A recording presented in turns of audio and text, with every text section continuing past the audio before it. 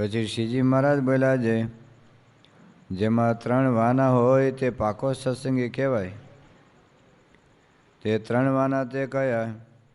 તો એક તો પોતાના ઈષ્ટદેવે જે નિયમ ધરાવ્યા હોય તે પોતાના શિર સાથે દૃઢ કરીને પાડે, પણ એ ધર્મનો કોઈ દિવસ ત્યાગ ન કરે.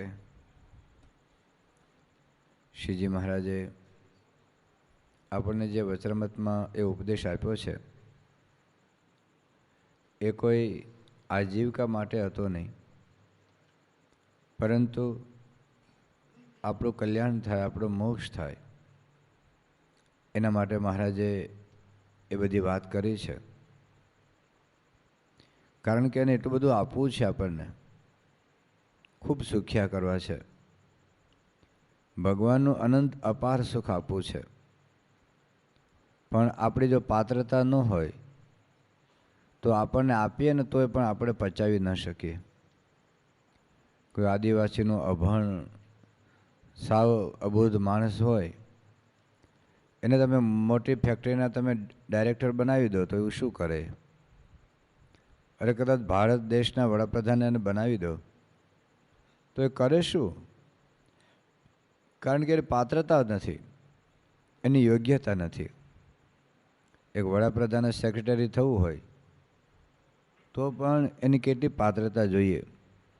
આઈએસ કક્ષાનો ઓફિસર હોય તો એને સેક્રેટરી થઈ શકે. ભારતનો ભરવાડ હોય લાખ ઘેટાને ચારી શકે, પણ વડાપ્રધાન સેક્રેટરી ના થઈ શકે.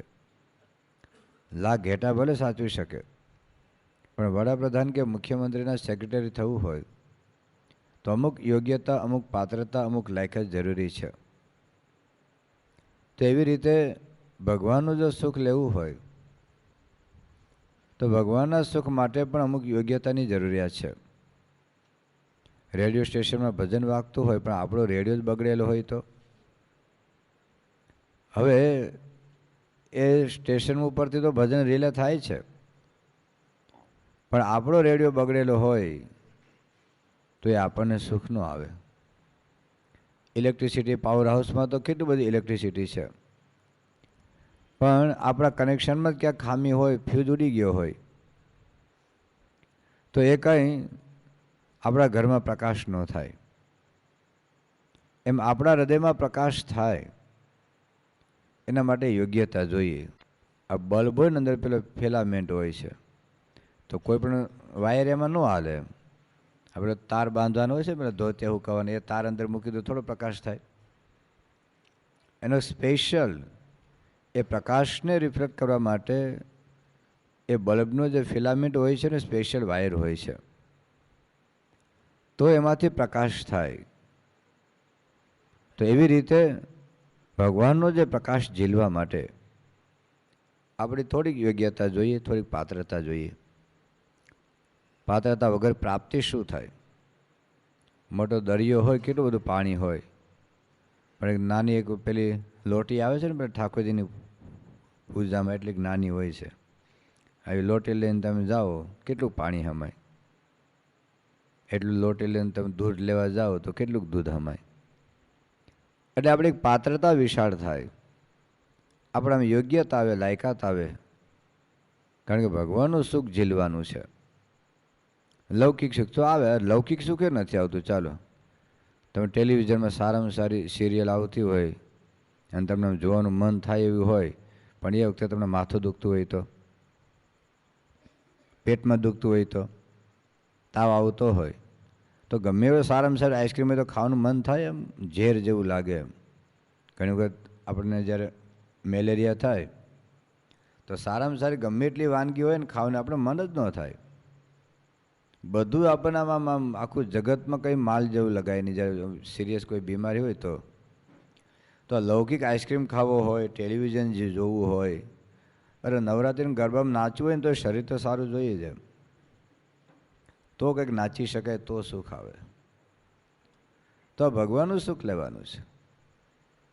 તો ભગવાનનું સુખ લેવા માટે પણ થોડીક યોગ્યતા જરૂરી છે, થોડીક પાત્રતા જરૂરિયાત છે. એટલા માટે મહારાજ આપણને એક આદર્શ સત્સંગી બનાવવા માગે છે.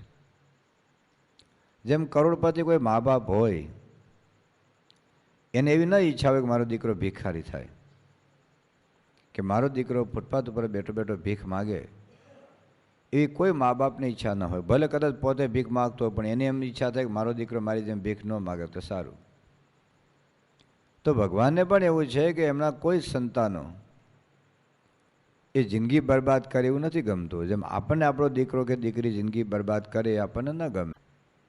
જેમ માં હોય, નાનો બાળક પેલા વીંછીને પકડવા જાય, હવે એને ખબર નથી, એ તો પેલું આવો હાલતું હોય એમ લાગે કે ચાલો હાથમાં પકડીને રમાડું, પણ એને માં ન પકડવા દે. જોજો, એને બાળકને 5-6 વાર ને તો પેલો રડે, ભલે રડે પણ રડવા દે, બહુ તો થપ્પડમાં નેઠો બિહાર દે, પણ વીંછીને ના પકડવા દે. કારણ કે બાળક દુઃખી થાય માં જોઈ શકતી નથી. એમ આપણે દુઃખી થઈએ ને ભગવાન જોઈ શકતા નથી. શ્રીજી મહારાજ આપણને આપણા દુઃખની કંઈ પડી નથી. આપણે એટલા બધા બેદરકાર છીએ કે આપણને ગમે એટલું થાય ને તોય આપણને એનો કોઈ વિચાર જ નથી આવતો કે આમાં આપણે બરબાદ થઈ જવાના છીએ. પણ ભગવાનની આપણી દયા છે, ભગવાનને આપણા પર કરુણા છે કે આ જીવ એ દુઃખી ન થાય, એને અંતરમાં ઈચ્છા છે. એટલા માટે એ આપણને આ વાત સમજાવે છે. તો ગઈકાલે આપણે જોયું કે શ્રીજી મહારાજ આપણને એક પાકા સત્સંગી બનાવવા માગે છે. પાકો. તો આપણે જો સ્વામિનારાયણ ભગવાન, તો કોઈ પણ ભગવાન માનતા હોય, રામ ભગવાને, કૃષ્ણ ભગવાને, જેને માનો ને પાકા બનો. આજે પ્રમુખ સ્વામી એવું કહે છે કે તમે જેને માનતા હો, માતાજીને માનતા હો તો પાકા માતાજીને ભક્ત બનો, હનુમાનને માનતા હો તો પાકા બનો. કાચા કોઈમાં બનો ને કોઈ એમ કાચક આમાં. અને એટલા જ બધા તોફાન થાય છે. શું કામે? પાકો મુસ્લિમ નથી, પાકો હિન્દુ નથી, પાકો ખ્રિસ્તી નથી.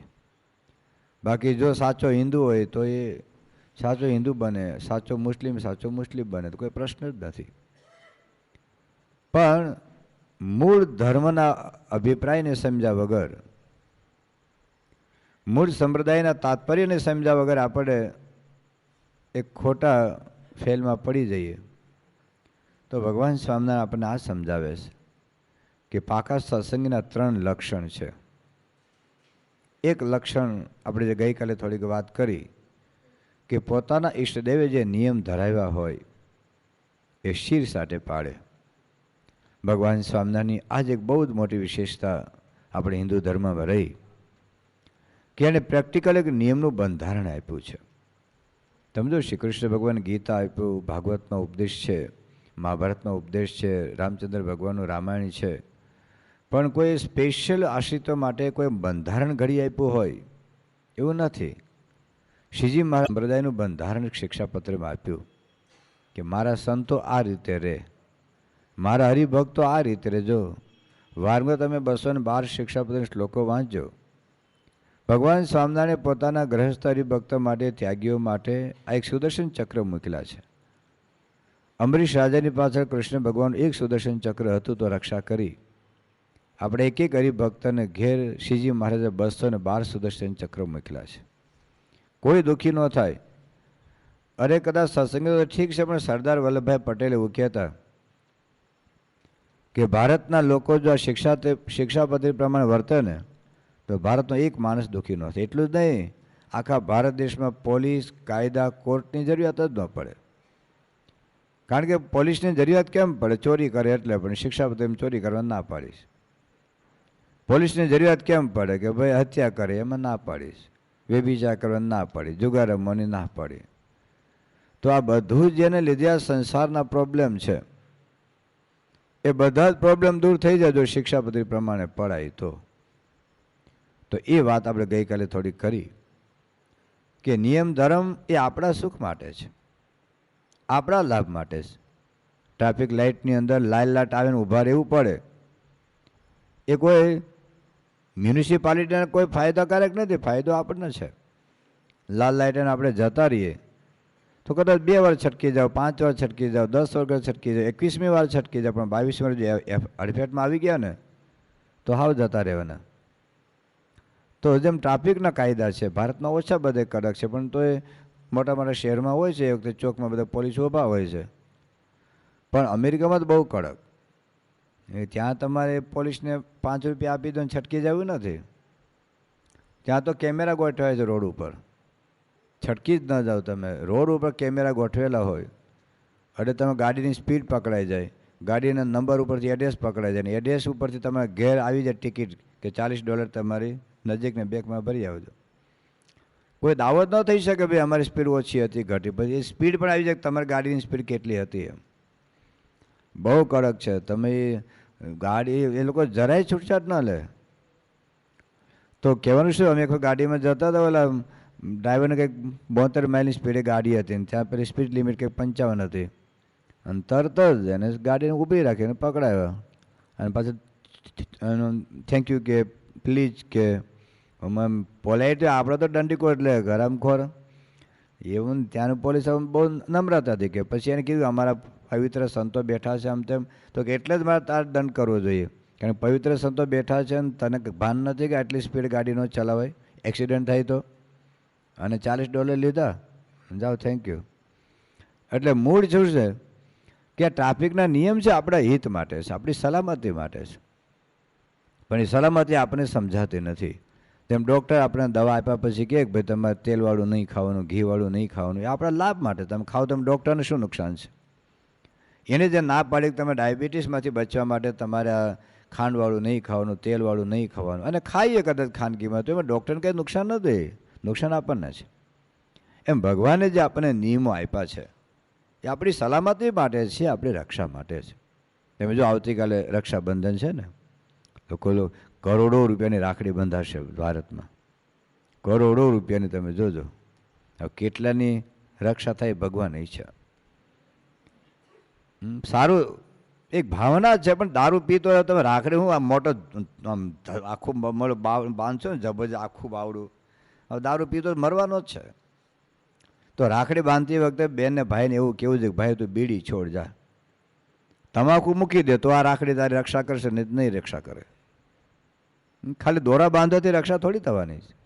સારું છે ભાઈ બહેનનો સંબંધ છે, પણ મૂળ જે કરવાનું છે નથી કરતા. લો દારૂ પીએ ને બીડી પીએ ને તમાકુ ખાય ને ગુટકા ખાય ને.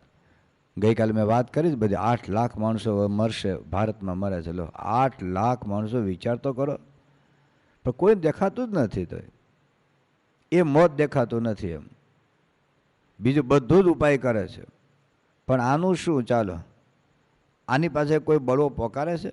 હમણાં ત્યાં કંઈક મહારાષ્ટ્રમાં ગુટકા બંધ કરવા ગયા, તો પછી આમાં શું છે, તંત્ર જ એટલું સડેલું છે ને, એટલું સડેલું તંત્ર છે ને, જે તમે નશાબંધી કંઈક હોય અથવા તો જે કાંઈ નિયમ કાયદો પડે અને પેલો કંપનીવાળો 50 લાખ આપી આવે એટલે તમે પ્રતિબંધ ઉઠી જાય. એટલું ભારતનું તંત્ર સડેલું છે ને, આમ કોઈ પણ જગ્યાએ તમારે. બાકી બધાને દેખાય છે કે 8 લાખ માણસો ભારતમાં મરે છે, જો તો શું જરૂરિયાત છે ગુટકાની?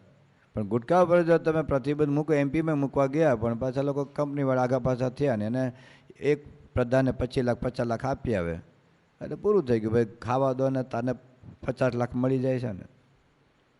પ્રશ્ન આ છે, એટલે સરકારી તંત્રથી કોઈ દિવસ વ્યસન મુક્તિ નહીં થાય. આજે કરોડો રૂપિયા ખર્ચાય છે, પણ આવા ભગવાન તો છે ને એ આપણને સમજાવે કે ભાઈ આપણું જીવન સલામત. તમે પૈસામાંથી બરબાદી થાય. મુંબઈને એક ભારતના આખા ભારતમાં 3જા નંબરના પૈસાદાર, બહુ મોટી ફેક્ટરી છે, મોટી કંપની છે, એ ભાઈ સ્વામી પાસે આવ્યા મુંબઈની અંદર આપણા દાદર મંદિરમાં. પ્રમુખ સ્વામીના ખોળામાં માથું મૂકીને પોકે પોકે રેડ્યા.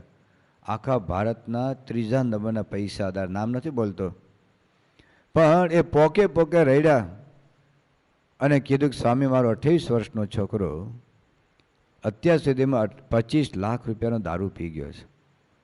હવે આર્થિક રીતે ધારો કે એને પોસાતું હોય કારણ કે પોતે કરોડપતિ છે, પણ એને લીધે શું થયું કે એના પત્ની દારૂ પીને આવે, એના પત્નીને મારે તો દરરોજ કોણ માર ખાય? તો એના પત્ની મારા મોટા ભાઈ મારા ફ્લેટની ઉપરના ફ્લેટમાં રહે છે, પણ મારા જે મોટા ભાઈનો દીકરો છે એની સાથે મારા દીકરાની પત્ની ઉપર જતી રહી છે. એને લગ્ન કરી લીધે આની જતી રહી, અને 28 વર્ષની ઉંમરે એનો એકનો એક દીકરો મૃત્યુ પામ્યો. હવે વિચારજો, કરોડો અબજો રૂપિયા ભેગા કરવા માટે જે મા બાપે પ્રયત્ન કર્યો, એ મા બાપે એના દીકરાને દારૂ ન પીવે એના માટે કોઈ સંસ્કાર આપ્યા? એ નથી આપતા. જો આપણે દીકરાને ભણાવીએ, ગણાવીએ, લગ્ન કરીએ, એ બધું કરીએ, પણ દીકરાને સંસ્કાર આપવાની જે મા બાપની જરૂરિયાત છે એ નથી સમજાતી આપણને. સ્વામી ત્યાં સુરતમાં હતા, એક ભાઈ આવ્યા, એના 3 દીકરાને લઈને આવ્યા. 3 દીકરાને બતાવીને કીધું કે સ્વામી અમારા 3 દીકરા છે, 25 લાખ રૂપિયા જુગારમાં નાખી દીધા. 25 લાખ રૂપિયા જુગારમાં. જો સ્વામીને અડધો કલાક સમજાવ્યું. સ્વામી કે તમને ખાડામાં નાખનાર આખી દુનિયા મળશે, તમારા મિત્રો ખાડામાં નાખશે પણ તમે ખાડામાંથી બહાર કાઢનાર ભગવાન કે સંત સિવાય કોઈ નથી. શું અમારે સ્વાર છે? અડધો કલાક સમજાવ્યા અને જુગાર ન રમવાનો નિયમ લેવડાવ્યો. તમે જુઓ, કરોડો રૂપિયાનો જુગાર. અત્યારે તો મને સાંભળ્યું કે ક્રિકેટ પાછળ જુગાર રમાય. લો, ક્રિકેટ પાછળ જુગાર રમાય. આ તો કઈ રીત છે? અને લોકો પછી કેટલા બરબાદ થઈ જાય તમે જોઈ લો. સ્વામી ત્યાં ભુજમાં હતા, એક ભાઈ આવે કે સ્વામી એનો એકનો એક દીકરો અને કંઈક 20-21 વર્ષની ઉંમરનો દીકરો, અને લાખો રૂપિયા, લગભગ 30-35 લાખ રૂપિયા એને જુગાર અને દારૂમાં નાખી દીધા. આ બરબાદી તો જુઓ તમે, ભારતની બરબાદી તમે જુઓ. ભારતની ગરીબી છે ને વેચાતી લીધી છો. દુનિયાની કોઈ સરકાર, ધારે કે ભગવાનની સરકાર ભારતમાં આવે ને તો ગરીબી મટાડી શકે એમ નથી, કારણ કે સરકારે મટાડી નથી ને ગરીબી. એ તમે દારૂ પાય પણ મત લે, હવે શું કરે? જે મત લેવા માટે દારૂ પાય, શું કરવાના છે? સરકાર ભાન નહીં પડતી, દેશની બરબાદી કરે છે. તમે જુઓ, દારૂ પાઈને મત લેવાનો. પણ એક જીવન શુદ્ધિ દ્વારા આપણને કે ભાઈ તમે ગરીબોને મકાન બાંધી આપો. નથી મકાન બાંધવું. આપણે મકાન બાંધીને છોડીને વેચીને ફૂટપાથ ઉપર જતો રહેવાનો છે. પણ જો તમે નિયમ લેવડાવો, વ્યસન મુકાવો તો સુખ્યા છે. આજે પ્રમુખ સાહેબ મહારાજ ત્યાં સેલવાસમાં જે કાર્ય કર્યું છે, ક્યારેક જોઈ આવજો. કદાચ 4 ધામની જાત્રામાં ન જાઓ તો વાંધો નહીં, અમરનાથની યાત્રામાં ન જાઓ તો વાંધો નહીં, પણ ક્યારેક સેલવાસમાં જઈ આવજો. ક્યારેક ધરમપુર બાજુ આદિવાસી વિસ્તારમાં જઈ આવજો. પંચમહાલ બાજુ, દાહોદ બાજુ ક્યાંક આદિવાસી વિસ્તારમાં જઈ આવજો. આ બાજુ સાબરકાંઠામાં આદિવાસી વિસ્તારમાં જઈ આવજો. પ્રમુખ સાહેબ મહારાજે ગામડે ગામડે, ઝૂંપડે ઝૂંપડે, એક ઘેરે જઈને લોકોને જે દારૂ છોડાવ્યા છે, માંસ છોડાવ્યું, બીડી છોડાવ્યું, તમાકુ છોડાવ્યું. આજે હજારોની સંખ્યામાં આદિવાસીઓ એ સુખિયા થઈ ગયા, મકાન પાકા થયા. એના છોકરાઓ માટે સ્કૂલ સ્વામી કરી છે, છાત્રાલય કરી છે. પણ મૂળ સ્વામી એવું કીધું કે કોઈ સરકાર, તમે ગમે તે સરકાર આવે ને, તમારું કોઈ રૂડું કરવાનું નથી. લખી જ રાખો, તમને દારૂ પાસે, બસ બીજું કશું તમારું રૂડું કરવાનું નથી. અમે આ ભારત દેશ 55 વર્ષથી થયો છે, કેટલી સરકારો બદલાઈ ગઈ. કયા ભારત સરકારે કયા આદિવાસીનો ઉદ્ધાર કર્યો તમે જુઓ? કશું જ નહીં. એ ભલે દારૂમાં બરબાદ થઈ જાય, એ દારૂ પીવડાવે, દારૂ પીવો જાઓ, મત તમને આપી દો એટલે પછી 5 વર્ષની શાંતિ. પણ સ્વામી કહે છે કે તમે તમારું જીવન તમારા આધારે સુધારવાનું છે. અને સ્વામીએ લાખો લોકોને વ્યસન મુક્ત કર્યા છે. તમે જોઈ આવજો તો બધા સુખ્યા થઈ ગયા. લોકોને હવે અહીં આદિવાસી લોકો તમારા પટેલોને વ્યસન મુકાવે, બ્રાહ્મણોને વ્યસન મુકાવે. આપણે કમનસીબી કહેવાય ને, બોલો. અને તમારા ચરોતરમાં તો તમારે સુધરે આવે હો. ચરોતરમાં તો આમ દારૂ પીવા જોઈએ, મીઠ ખાવા જોઈએ, અને પાછું બધું કેટલું ભાતનું ચાલે છે તમે જોઈ લો. પણ મૂળ વાત છે કે બરબાદી. જો જીવનમાં આટલો એક ધર્મ હોય તો કેટલી બરબાદીમાંથી આપણે બચી જઈએ, તો આપણા મોતમાંથી બચી જઈએ.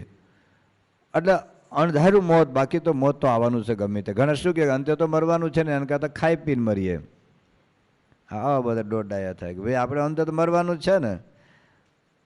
હવે ગધેડા દારૂ નહીં પીતા, આપણે એવું કહીએ તો આપણે શું કહે કે જે ગધેડા હોય એ જ દારૂ ન પીએ, બીજા જ પીએ. એટલે આપણને લોકો ગધેડા કે જે ગધેડા એ જ દારૂ ન પીએ, એ જ બીડી ન પીએ, બીજા તો પીએ. પણ મૂળ વાત એટલી જ છે કે સમજવાની જરૂરિયાત છે. પૈસાનો બગાડ છે, શરીરનો બગાડ છે, બુદ્ધિનો બગાડ છે, અને સૌથી વધારે જો મારે તમને કહેવું હોય તો એટલું છે કે તમારી ભવિષ્યની પેઢી ખરાબ થઈ જશે. ભવિષ્યની પેઢી બરબાદ થઈ જશે. એ તમારી ભવિષ્યની પેઢીને જો બચાવવી હોય તો તમારે વ્યસન મૂકવા પડશે. એક સ્કૂલની અંદર ગયેલા તો એક છોકરાને પૂછ્યું તો શું કરે કે મારા પિતાશ્રીનું અધૂરું કામ પૂરું કરું છું. એટલે પિતાશ્રીનું અધૂરું કામ કયું પૂરું કરે કે મારા બાપુજી છે ને બીડી પીને નાખી દે ને, બાકીનું હું પૂરું કરી નાખું. જોજો ભાઈ સાહેબ, તમારા સંતાનો તમારા અધૂરા કામ પૂરા ન કરે, તમારી અધૂરી રહેલી બાટલી પૂરી કરી ન નાખે. જોજો, તમારી અધૂરી રહેલી સિગારેટ પૂરી ન કરી નાખે, તમારે અધૂર રહેલી તમાકુની પડકી પૂરી કરી ન નાખે, જોજો. બહુ વિચારવાની જરૂરિયાત છે. તો મૂળ વાત આપણે તો સમજવું છે, આમાં કંઈ બધાને કંઈ વ્યસન તો નથી, એવું નથી કહેવા માગતો હું. પણ તમારા કોઈ સગા સંબંધી હોય, મિત્રો હોય, કોઈ શાળા હોય, બનેવી હોય, સસરા હોય, એના જીવનમાંથી આ બરબાદી કાઢવાની છે. જેટલા આમ તો આભ ફાટ્યું છે, ક્યાં થીંગડું મારવા જવું. પણ એકાદી વ્યક્તિ જો તમારામાંથી કોઈ સંજોગોમાં સુધરી જાય તો એટલું આપણને પુણ્ય મળે ને એ બિચારીની પેઢી સલામત રહે. તો મૂળ વાત ભગવાન સ્વામિનારાયણ આ વાત આપણે સમજાવી છે કે એમાંથી આપણી બરબાદી છે, આપણું મોત છે, આપણો સમાજ બગડે છે, આપણું કુટુંબ બગડે છે, અને આખું ખેદાન મેદાન તમે થઈ જાય. તમે જુઓ તો એને લીધે આપણા વ્યસન અને કોઈ પણ નિયમ, આ તો ખાલી વ્યસનની વાત કરી, પણ બધી જાતના નિયમો છે. તમે જો વ્યભિચાર ન કરવો નિયમ જ છે ને, પણ દુનિયામાં કેટલું આજે અનિતિનું ન ખાવું. લો, ભારત દેશની અંદર જો ભ્રષ્ટાચાર બંધ થઈ જાય તો ભારતના રસ્તા સોનાના થઈ જાય. બોલો, કરોડો રૂપિયાના કૌભાંડો તમે કોઈ પણ તમે જુઓ ને, ભારત દેશ જ્યારથી સ્વતંત્ર થયો ને ત્યારથી તમે ગામડા સરપંચથી માંડીને રાષ્ટ્રપતિ સુધી કૌભાંડો છે. તમે જોજો, આ ભારતના રાષ્ટ્રપતિ એવું બોલેલા સંજીવ રેડ્ડી જ્યારે 1981માં આપણે એને આમંત્રણ આપવામાં ગયેલા ભગવાન સ્વામિનારાયણ દીક્ષતાદી મહોત્સવ વખતે, તો એને કહ્યું every one is corrupted from top two bottom in India.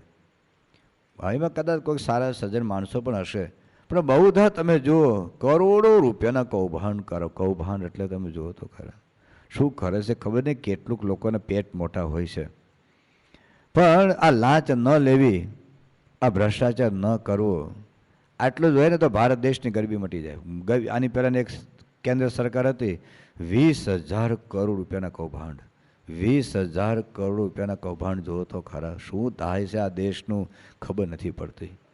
આ એક અનિતિનું જે ઈશાવાસી ઉપનિષદમાં લખ્યું છે, મા ગૃદહ કસ્ય સિદ્ધનમ, કોઈનું ભગવાન સામે આદેશ આપ્યો કે પડી વસ્તુ કોઈની હાથ ન ચાલે રહેલા, પડેલી વસ્તુ પણ હાથમાં ન લેવી. આપણે ત્યાં સગરામ વાઘરી હતો, આપણે જાણીએ છીએ ભગવાન સામે વખતમાં દુકાળ પડેલો, કંઈ ખાવાને વાઘરી એટલે તો ચોરી કરવી એના તો મોનોપોલી કહેવાય, એના બાપ દાદાનો ધંધો કહેવાય ચોરી કરવી હતો.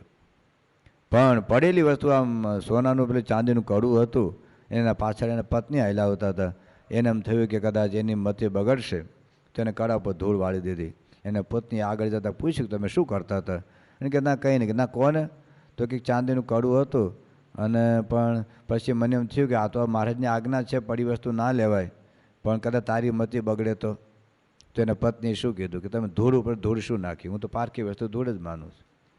જો તુલસીદાસે કહ્યું કે ગૃહસ્થ માટે 2 આજ્ઞા કરી છે તુલસીદાસે કે પર ધન પથ્થર જાણીએ, પર ધન પથ્થર જાણીએ, પર સ્ત્રી માતા સમાન, ઈતને સે જો હરિ ન મિલે તો તુલસીદાસ કે મેં જમાન.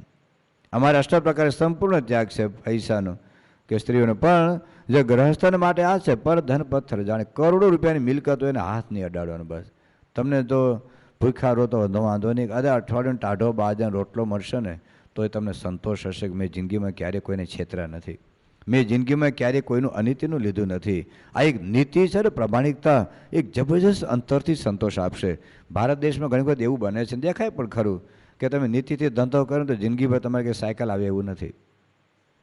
તમને કોઈકની શેલો ગાડી જોઈને તમને ફરવાનું મન થાય, તમને કોઈકને આમ વિદેશી ગાડી જોઈને તમે બેહવાનું મન થાય, તો આગા પાછું કર્યા વગર ચાલશે નહીં એવું લાગે છે.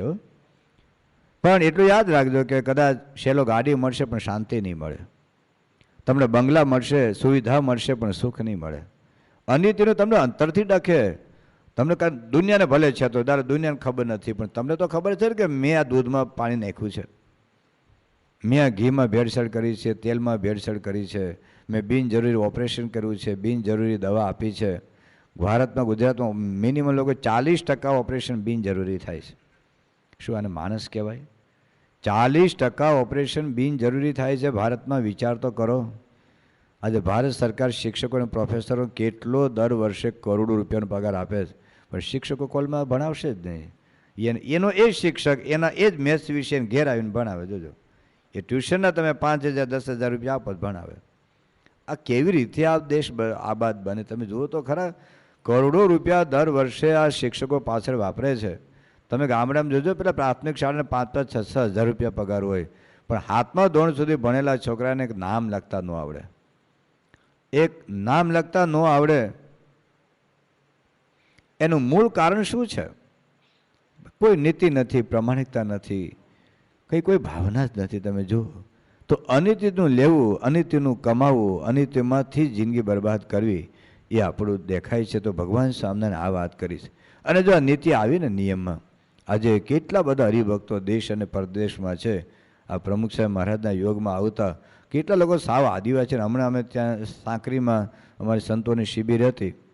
એક સાવ ત્યાંના હળપતિ કહેવાય, જેને ત્યાંના લોકો તો એને માણસ જ ન ગણે. સાંકરી ગામમાં પૂછો ને કે તમારા ગામમાં વસ્તી કેટલી, કે 150 માણસ છે. કે કેમ આ બીજા છે ને 700-800 માણસો? ના, એ તો કે માણસ જ ન કહેવાય. તેના હળપતિ એ બધા જે દુબળા હોય ને એને માણસ જ ન માને. હવે એવો એક આપણા સત્સંગના યોગમાં આવતો એક નાની બાળકી, હવે એને કંઈક 35,000 રૂપિયા હીરા જડેલા 10 તોલાનું એનું ઘરનું મળ્યું. 10 તોલા અને એમાં 35,000ના હીરા, લગભગ 80-85,000 રૂપિયાનું એ ઘરનું થાય. પણ એને પપ્પાને આપી દીધું. એના પપ્પા તો મજૂરી જ કરે, પણ આવીને એને સંતોષ આપી દીધો કે ભાઈ સ્વામી આવું કંઈક હાથમાં આવ્યું છે. અને એક ગામમાં કોઈકની જાન હતી ને કંઈક લગ્નમાં પેલા બધા નાચતા હોય ને, બધા પટેલિયાઓ દારૂ પીને એમાં બૈરા નાખે ને બધા નાચે ને એ નાચતા નાચતા કંઈક પડી ગયેલું. અને પછી આપણે કંઈ સંતો પર તપાસ કરાવડાવીને આપણે આપી દીધું.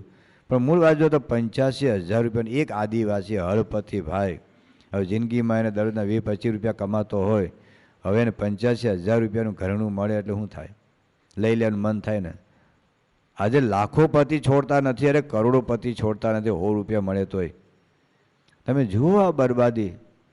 આપણે ત્યાં મુંબઈની અંદર યુવક છે, હવે સામાન્ય હીરા ઘસવાનો ધંધો કરે, એને 6 લાખ રૂપિયાનું હીરાનું પાકીટ મળ્યું. 6 લાખ રૂપિયાનું હીરાનું પાકીટ. હવે મૂળ માલિકને આપી દીધું ને એને 35,000 રૂપિયાનું સ્કૂટર ભેટમાં આપ્યું. આને ના લીધું કે ના, એને પરાણે આપ્યું. 35,000 રૂપિયા સ્કૂટર ના, કે મારે તો 6 લાખ તો જતા જ રહ્યા હતા ને, હું તને તું બસમાં જાય છે હું તને સ્કૂટર આપી દઉં. 6 લાખનું હીરાનું પાકીટ મળે એટલે શું કહેવાય? ચાલો આપણે તો શું કહીએ કે ખુદા દેતા તો છપ્પડ ફાડ કે દેતા હે બોલે. એ ચોરી કરવા તો ગયો નહોતો, ચોરી કરવા ગયો નહોતો, લૂંટવાય નહોતો, કે એના ઘેરે આવીને કોઈ મહેમાન આવેલા. હવે તો કોઈ લોકો ગમે ત્યાં આવીને મૂકી જતા, ક્યાં ખબર પડે. પણ આપીએ એવા તમે જો તો આવા તો તમે સેંકડો પ્રસંગો છે. અમેરિકાની અંદર આપણે પંકજ રાય છે, સાધુ જેવું જીવન છે. અમેરિકામાં રહે છે પણ અમેરિકાનો રંગ લાગ્યો, એને ઘેર ટેલિવિઝન નથી. અમેરિકામાં રહે છે તો નીચે પથારી રાખીને હુએ છે. આવા ભાઈ છે અને ટકો કરીને ફરતા. હવે એને 1991માં ત્યાં CFI હતી. અમેરિકામાં 1 મહિનાનો ઉત્સવ હતો અને પ્રમુખ સ્વામીની ત્યાં પ્લેટિનમ તુલા હતી. હવે એમાં બધા હરિભક્તોએ 2-3 મહિને રજા લીધેલી. એમાં આને 3 મહિનાની રજા માગી. અમેરિકામાં તમને કદાચ ત્યાંની પરિસ્થિતિનો ખ્યાલ હોય તો 10 કે 15 દિવસથી વધારે કોઈ રજા આપે નહીં આખા વર્ષમાં એકી સાથે. તો એને કીધું કે ત્યાં તો અમેરિકા દેશ કેવો છે કે તમે એક કંપનીમાં 20 વર્ષ સુધી નોકરી કરી હોય ને તો શુક્રવારે સાંજે તમને કાગળિયું આપી દે કે ભાઈ થેન્ક યુ, હવે અમારે જરૂરિયાત નથી. એને આંખની શરમ નહીં, તમે મોઢાની શરમ નહીં. હવે આને કીધું કે મારે રજા જોઈએ છે. એનો ડાયરેક્ટર ના પાડી કે ભાઈ 3 મહિને રજા કેવી રીતે મળે? તો કંઈ વાંધો નહીં, હું તમને રાજીનામું આપી દઉં છું, પણ મારે મારા ગુરુ પ્રમુખ સ્વામીનો ઉત્સવ છે, પણ તને આવી સારી નોકરી નહીં મળે. નહીં મળે કાંઈ નહીં, મારે જવું છે સેવા કરવા. હવે આ તો 1 વર્ષથી પ્રયત્ન કરતા હતા. હવે એમાં વચ્ચે એવું બન્યું કે એક વખત આ ભાઈ પગાર લેવા ગયા.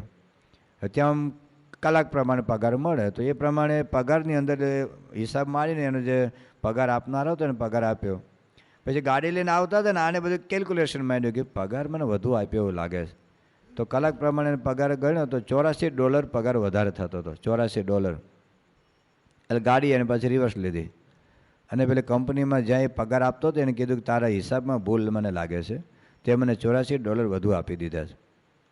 અને પેલા હિસાબ માંડ્યો હતો કે સારું છે, આ વાત તો બરાબર છે, $84 વધારે અપાઈ ગયો છે. તો કે સોરી. એટલે પછી આને કંઈ વાંધો એટલા માટે જ આવ્યો છું, પણ તું આ $84 પાછા લઈ લે. એને $84 પાછા આપી દીધા. અને જે પગાર આપનાર હતો ને એને એ કંપનીના ડાયરેક્ટરને વાત કરી કે આ જે પંકજ રાય છે એના મારા હિસાબમાં ભૂલ હતી ને $84 મને પાછા આપવા આવ્યો. અને પેલા ડાયરેક્ટર ખુશ થઈ ગયો. ડાયરેક્ટર ઓફિસમાં બોલાવ્યો અને કે તું, અને આ તો તિલક ચાંદલો કરીને જાય, અમેરિકામાં પણ તિલક ચાંદલો કરીને જાય. પછી બધી વાત કરી તારા ગુરુ કોણ ને તારા ભગવાન કોણ, બધી વાત કરી. એને અઠવાડિયે $100 પગાર વધારી આપ્યો. અઠવાડિયાનો $100 પગાર વધારી આપ્યો. અને પછી એને 3 મહિનાની CFIની રજા એને સેન્કશન કરી દીધી કે જા તને 3 હજારની રજા આપી દઉં છું. અને એટલું જ નહીં, અત્યાર સુધીમાં મેં કોઈ દિવસ મારા ચર્ચમાં $1નું દાન કર્યું નથી, પણ તારા CFIમાં હું $4,000 દાન કરું છું અને 4,000નો ચેક લખી આપ્યો. કે જે ગુરુ આવા પ્રમાણિક માણસને તૈયાર કરે એ ગુરુ કેવા હશે. પછી એ પોતે પ્રમુખશાના દર્શન કરવા માટે આવેલા. તો આવા દેશ પરદેશમાં કેટલા બધા હરિભક્તો છે. ઇંગ્લેન્ડની અંદર આપણે એક સામાન્ય 2 ભાઈઓ છે, એક ઘડિયાળ લેવા ગયા એક દુકાનમાં. તો એક ઘડિયાળની કિંમત $7.5 લાખ રૂપિયાની હતી. $7.5 લાખ રૂપિયાની એક ઘડિયાળ. 2 ઘડિયાળ એને લેવાઈ. તો 2 ઘડિયાળ બાદ એને પેકેટ લઈને ઘેર આવ્યો. તો ઘેર ખોલ્યું તો 3 ઘડિયાળ. 7.5ની 1 લાખ એવી 3 ઘડિયાળ મળી. ખરે આપણે બિલ તો 2 ઘડિયાળનું બનાવડાવ્યું. તો એક ભાઈ તરત પાછો દુકાનમાં આપવા ગયો. એ પેલો હાંજે છે ને એ બધો સ્ટોક ગણતો હતો બધા, કે કેટલી વેચાણ કેટલું બધું બાકી રહ્યું. તો એ એક ઘડિયાળ એને ખૂટતી હતી. હવે એને તો પરસેવો રેબઝેબ થઈ ગયો કે કાંઈ 5 રૂપિયાની ઘડિયાળ તો હતી નહીં. $7.5 લાખ રૂપિયાની ઘડિયાળ જો ન તાળો મળે તો એને પૈસા એને આપવા પડે ને. હવે એ તો પરસેવો રેબઝેબ થતો તો બધી શોધતો હતો. અને એમાં ભાઈ ગયા કે તમે ઘડિયાળ મને 2 ઘડિયાળનું બિલ બનાવ્યું, પૂછીને આ પેકેટમાં 3 ઘડિયાળ છે. હા, પહેલો તો આમ ખુશ થઈ ગયો, રાજી થઈ ગયો કે આ ઇન્ડિયન અને એમાંય પાછો આપવો આવે. બહુ રાજી થઈ ગયા. ને એને એનો જે માલિકને વાત કરી. એને માલિકે કે તારે હવે સુધીમાં જેટલી ઘડિયાળ લેવાની હોય તો હું મૂળ કિંમતે તને ઘડિયાળ આપીશ. અને અત્યાર સુધીમાં તો લાખો રૂપિયાનો ઓમે ફાયદો થઈ ગયો. પણ મૂળ વાત એટલી જ છે કે જો પ્રમાણિકતા, નીતિ. આજે પ્રમુખ સ્વામી કહે છે કે નીતિથી કમાયેલો 1 રૂપિયો તમને સુખ આપશે, અને અનીતિ મેળવેલા લાખ રૂપિયા છે ને તમને સંતોષ નહીં આપે. તમને દેખાશે કરો સારો બંગલો, સારી ગાડી, સારું ફ્રીજ, સારું ટીવી, બધું દેખાશે, પણ અંતરમાં શાંતિ નહીં રહે. તો આવા દેશ અને પરદેશમાં એવા લાખો હરિભક્તો છે આપણા કે જે ચુસ્ત નિયમ ધર્મ એ રીતે પાળે છે. તો મૂળ વાત એટલી જ છે કે જો આપણે આપણા જીવનની અંદર જે કંઈ શાસ્ત્રોની જે મર્યાદા છે, અને એમાં ભગવાન સ્વામિનારાયણના જે હરિભક્તો છે એના માટે તો બહુ આદર્શ ઊંચો છે. કે એમના માટે તો મહારાજે શું કહ્યું કે ડુંગળી લસણ ના, અરે ગાયલાગુનું પાણી ન પીવાય, તો પછી દારૂ કેમ પીવાય, તો બીડી કેમ પીવાય, સિગારેટ કેમ ખવાય, વ્યભિચાર કેમ કરે. મહારાજે તો સ્ત્રી પુરુષને કેટલી મર્યાદા આપી છે સ્વામિનારાયણ સંપ્રદાયમાં. ભગવાન સ્વામિનારાયણ કહ્યું છે ગ્રહસ્થન માટે કે એકાંતમાં પોતાની મા બેન દીકરી સાથે પણ ના બેસવું. અને એટલું જ નહીં, પોતાની મા દીકરી સામે પણ એ ધારીને જોવું નહીં. એ જ રીતે વાત કરી છે બહેનોને માટે કે પોતાનો ભાઈ હોય, પોતાનો દીકરો હોય કે પોતાના પિતાશ્રી સામે પણ નજર માંડીને જોવું નહીં. તો પિક્ચર કેવી રીતે જવાય? નક્કી તમે કરી લો, તમે નક્કી કરો. તો પછી નવરાત્રિ ગરબામાં કેવી રીતે જવાય? બહેનો રીતે રમે તો વાંધો નહીં, ભાઈઓ રીતે રમે તો વાંધો નહીં, પણ બે ભેગા કેવી રીતે રમાય? મહારાજે આટલી હદ સુધી વાત કરી કે પોતાની ભાઈ બહેન સાથે પણ જ્યારે નજર માંડીને જોવાય નહીં. આ આપણી મર્યાદાઓ હતી. આ શાસ્ત્રોની મર્યાદા કે શાસ્ત્રવાળા ગપ્પા નહોતા મારતા. આજે લક્ષ્મણજી પોતાના ભાઈ સાથે ભાભી સાથે 14 વર્ષ રહ્યા. એ લક્ષ્મણજીએ પોતાના ભાભીનું મોઢું જોયું નથી. તો આપણે ગરબા તો ન રમીએ ભાઈ સાહેબ, એટલું તો કરો. તમે જોવાઈ જાય તો વાંધો નહીં, ધંધામાં નોકરીમાં ઘણી વખત આવતો અભ્યાસમાં બધું તમે સહશિક્ષણ દાખલ થયું છે ને આખી બરબાદી કરી નાખી આપણા યુવાનોની. પણ વાંધો નહીં, પણ હવે આટલું તો આપણે પાડીએ કે નહીં. મેં ગઈકાલે વાત કરી શિવલાલ શેઠ 6 મહિના સુધી સાડીનું મોઢું ન જોયું. તો ગરબા તો બંધ કરો, એટલું તો કરો ભાઈ સાહેબ. તમે એવો ખરાબ પિક્ચર તો ના જો કરે, સમાચાર સાંભળવાનો વાંધો નહીં, એ ન સાંભળે. એમાં કંઈ કોઈ સમાચાર કોઈ ભાઈ નથી આપતો, આપે તો બોલે બેન ન જવાય, બેન આપે તો જવાય. કારણ કે આપણે સમાચાર તો તમને એ તો રેડિયામાં સાંભળવા મળે ને, પણ રેડિયામાં ન સાંભળાય, કારણ કે દેખાય નહીં ને કોઈ. આપણે વૃત્તિ એવી છે બધી. એટલે મૂળ જો આ બધા આદર્શ એવા હોય આપણી સમક્ષ, એ આપણા ઋષિમુનિએ બહુ સમજીને આપણને સુખી થવા માટે, જેમ ટ્રાફિકના નિયમ સુખી થવા માટે છે, ડૉક્ટરના નિયમ જેમ સુખી થવા માટે છે, કોલેજના નિયમ જેમ સુખી થવા માટે છે, એમ આ સુખી થવા માટે છે ને. તમે પેટ્રોલની ડાજીમાં ગાડીઓ એમ કહે તમે ડીઝલ નાખો તો શું થાય? ડીઝલની ગાડી એમ કહે ઘી ન નખાય, નો હાલે મશીન. ઘી નાખો તો બગડી જાય, હાલે જ નહીં મશીન. એમ આપણું જે મશીન જેના માટે ડિઝાઇન થયેલું છે એ પ્રકારનું આપણે મશીનનો ઉપયોગ કરીએ તો આપણે આ લોકમાં પરલોકમાં સુખી થઈએ. તો એ મહારાજા વાત કરી છે ટૂંકમાં નિયમ ધર્મ. હવે આપણને નિયમ કેમ નથી પડાતા અને કેવી રીતે પાડી શકાય? શ્રીજી મહારાજ કહ્યું કે શિર સાથે નિયમ પાડવાના છે. પણ નિયમ પાડવા માટે કરવું શું જોઈએ? કોઈને જો ખરાબ તો થવું નથી, કોઈને બગડેલા તો થવું નથી, કોઈને દુઃખી તો થવું નથી, કોઈની જિંદગીમાં બરબાદ તો નથી થવું, કોઈની જિંદગીમાં જેલમાં ન જવું. છતાં નથી નિયમ પાળાતા ને એ તો એટલી જ વાસ્તવિકતા છે. તો નિયમ કેવી રીતે આપણે પાડી શકીએ અને શા માટે નથી પડાતા? તો મૂળ વાત એટલી છે કે આપણું ધ્યેય સ્પષ્ટ નથી. એક વખત જો તમારું ધ્યેય સ્પષ્ટ થઈ જાય કે ભાઈ મારો જન્મ આના માટે છે, દાખલા તરીકે તમે અમદાવાદ જવાનું નક્કી કર્યું હોય, તો તો અમદાવાદના રસ્તે જવું એ નિયમ આવી જાય પછી ના હું 2 મિનિટ વડોદરા તરફ જાઉં, 2 મિનિટ રાજકોટ તરફ જાઉં, 2 મિનિટ હું અમદાવાદ, મને કોઈ એક રસ્તાનું બંધન ન ગમે તો અમદાવાદ ના પહોંચાય. તમારા મનમાં જો અમદાવાદ જવાનું નક્કી હોય તો અમદાવાદનો રસ્તો તમે પકડી જ રાખવો પડે, નિયમ આવી જ ગયો. પણ તમે અમદાવાદની બસમાં બેસી જવું પડે, ના હું 2 મિનિટ અમદાવાદની બસમાં બેસું, 2 મિનિટ સુરતની બસમાં બેસું, ના પહોંચાય અમદાવાદ. એક વખત તમારા મનમાં જો અમદાવાદ જવાનું નક્કી થયું તો અમદાવાદની બસમાં જ બેસાય નિયમ આવી ગયો, અમદાવાદનો રસ્તો જ પકડી રખાય નિયમ આવી ગયો. એમ આપણે અક્ષરધામમાં જવું છે. કદાચ અક્ષરધામ ન મળે તો કંઈ વાંધો નહીં, સુખી તો થવું છે કે નહીં? સુખી જો થવું હોય તો સુખી થવાનો નિયમ લાગુ પડી જાય છે. તમારે જો મેડિકલ કોલેજમાં ડૉક્ટર થવું હોય તો મેડિકલ કોલેજનો નિયમ લાગી જ જાય. તમે કહો આર્ટ્સવાળા કોઈ પ્રેક્ટિકલ નથી કરતા, હું કામ કરું? તું કર, મેં ડૉક્ટર થવું હોય તો. આર્ટ્સવાળાને પ્રેક્ટિકલ નથી કરવા, એને તો ક્યાં ડૉક્ટર થવાનું છે? તમારે જો એન્જિનિયરિંગ કોલેજમાં જવાના હોય તો તમારે સબમિશન આપવું જ પડે, તમારે ડ્રોઈંગ કરવા જ પડે. પેલો આર્ટ્સવાળો નથી કરતો, ના કરે તો એને તો ભાષા છે, તારું તો એન્જિનિયરિંગ છે. તો તમે જે કોલેજમાં નક્કી કર્યું મારે એન્જિનિયર થવું છે તો એન્જિનિયરિંગ કોલેજના નિયમ લાગુ પડી જાય. જો એન્જિનિયર થવું હોય તો એમ આપણે ભક્ત થવું છે, આપણે પાકા સત્સંગી થવું છે. એ નિયમ જો લક્ષ્ય નક્કી હોય ને પછી બીજા ગમે તે કરે. દાખલા તરીકે તમે અહીંથી 25 જણા હાઈવે ઉપર આવ્યા અને તમારે અમદાવાદ જવાનું નક્કી છે, 24 જણા તમે વડોદરા તરફ જાય તો તમને શું થાય ભાઈ શનિ? તમને એમ થાય હું એકલો જ અમદાવાદ જવા, 24 જણા જાય છે વડોદરા, મારે એકલાને જ જવાનું? એમ જવાનું નક્કી હોય તો બીજા ભલે 24 જણા જાય, પણ તમારે અમદાવાદ નક્કી છે તો બીજાને જે કરવું એ કરો. આજના યુવાનોમાં એક શબ્દ આવે છે પિયર પ્રેશર. ભણેલાને ખબર હશે કોલેજમાં પિયર પ્રેશર, કે ભાઈ આટલા બધા તિલક ચાલો નથી કરતો, મારે એકલાને કરવાનું. આ કોલેજમાં આ પ્રશ્ન છે કે આટલા બધા છોકરા કોઈકને કોઈક છોકરીને ઊભા છે, મારે એકલાને ભગોતરો થઈને ઊભું રહેવાનું. બીજાને જે કરવું એ કરે. બધા દારૂ પીએ છે, બીડી પીએ છે, સિગારેટ ખાય છે, તમાકુ ખાય છે, ગુટકા ખાય છે, ડુંગળી લસણ ખાય છે, મારે એકલા નહીં ખાવાનું? ભાઈ નહીં ખાવાનું. આપણો માર્ગ જુદો છે, આપણે જુદે રસ્તે જવાનું છે, આપણું જીવનમાં સુખી થવાનું છે, આપણી જિંદગીમાં શાંતિ જોઈએ છે. બીજા નહીં જોતી હોય તો જેને ના કરવું એ ના કરે. તો મૂળ વસ્તુ એટલી છે કે આપણું ધ્યેય નક્કી હોય ને તો જ આપણે સાચે માર્ગે અને સન્માર્ગે વળી શકીએ. બીજી વાત છે શૂરવીરતા. આમાં કેવું છે, શૂરવીર થવું પડે. હરિનો માર્ગ છે શુરાનો, નહીં કાયરનું કામ. જો ને આઈસ્ક્રીમ ખાવો કઠણ કે ત્યાગ કરવો કઠણ? હા, ત્યાગ કરવામાં શૂરવીરતા વધારે છે. તમને અમને કહે છે કે એટલે સાદું થવું આવેલું એમ, એ બેઠા બેઠા લાડવા ખાતા કરવા. આવો ને અઠવાડિયે આવજો અમે સારંગપુરમાં, તાલીમ કેન્દ્ર ખુલ્લું જ છે, જેને આવજો. અરે અઠવાડિયું 2 દિવસ નથી રહેવાતો. શિબિરમાં આવે ને તો 2 દિવસમાં 3 વખત ઘરે ફોન કરે બાબલાને કેમ છે? એ બાબલો બરાબર, તું રહે ને ત્યાં આવે, નથી રહેવાતું. અઘરું છે ત્યાગ કરવો. એમાં તો શૂરવીરતાની જરૂરિયાત છે. આંખ સામે શૂરવીરતા, આંખ ખેંચી જાય આપણને, આંખ લઈ જાય થિયેટરમાં, આંખ લઈ જાય આપણે પિક્ચર જોવા. જોજો ને એ આંખ કેટલી પાવરફુલ છે, ખેંચી રાખવી એટલે બહુ સહેલું કામ નથી હો.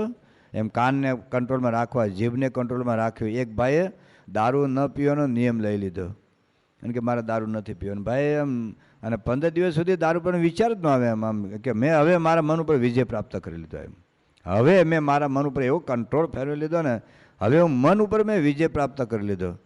પછી વિચારે કે ઘરે તો બેઠા બેઠા દારૂ પીવાનો વિચાર નથી આવતો, પણ દારૂની દુકાન હોય ને ત્યાં બાજુમાં આટા મારું જો વિચાર ન આવતો બરાબર, એટલે દારૂની દુકાન પાસે થોડી વાર આટા માર્યા તો દારૂ પીવાનો વિચાર ન આવ્યો કે વાહ વાહ કે મેં મારા મન ઉપર વિજય પ્રાપ્ત કરી લીધો. કે બાજુમાં નહીં પણ અંદર ઓલા ટેબલ ઉપર બેસું ને આજુબાજુ દારૂના બોટલ પડી હોય, શીશા પડ્યા હોય, ગ્લાસ પડ્યા હોય અને છતાં મેં દારૂ પીવાનો વિચાર ન આવ્યો તો માનું કે મારા મન ઉપર મારો કંટ્રોલ છે. અંદર જઈને બેઠો, હવે અંદર જઈને બેઠો તો દારૂ પીવાનો વિચાર ન આવ્યો તો કે વાહ મેં મારા મન ઉપર વિજય પ્રાપ્ત કરી લીધો. મન ઉપર વિજય પ્રાપ્ત કરી લીધો હોય તો પછી એનો ફેસ્ટિવલ કરવો જોઈએ ને. નહીં લોકો ચૂંટણીમાં જીતે, લોકો દારૂ પીએ છે ને પાય છે ને ચૂંટણીમાં જીતા પછી. તો હવે મેં મન ઉપર વિજય પ્રાપ્ત કર્યો, એની ખુશાલીમાં એક બોટલ લાવ.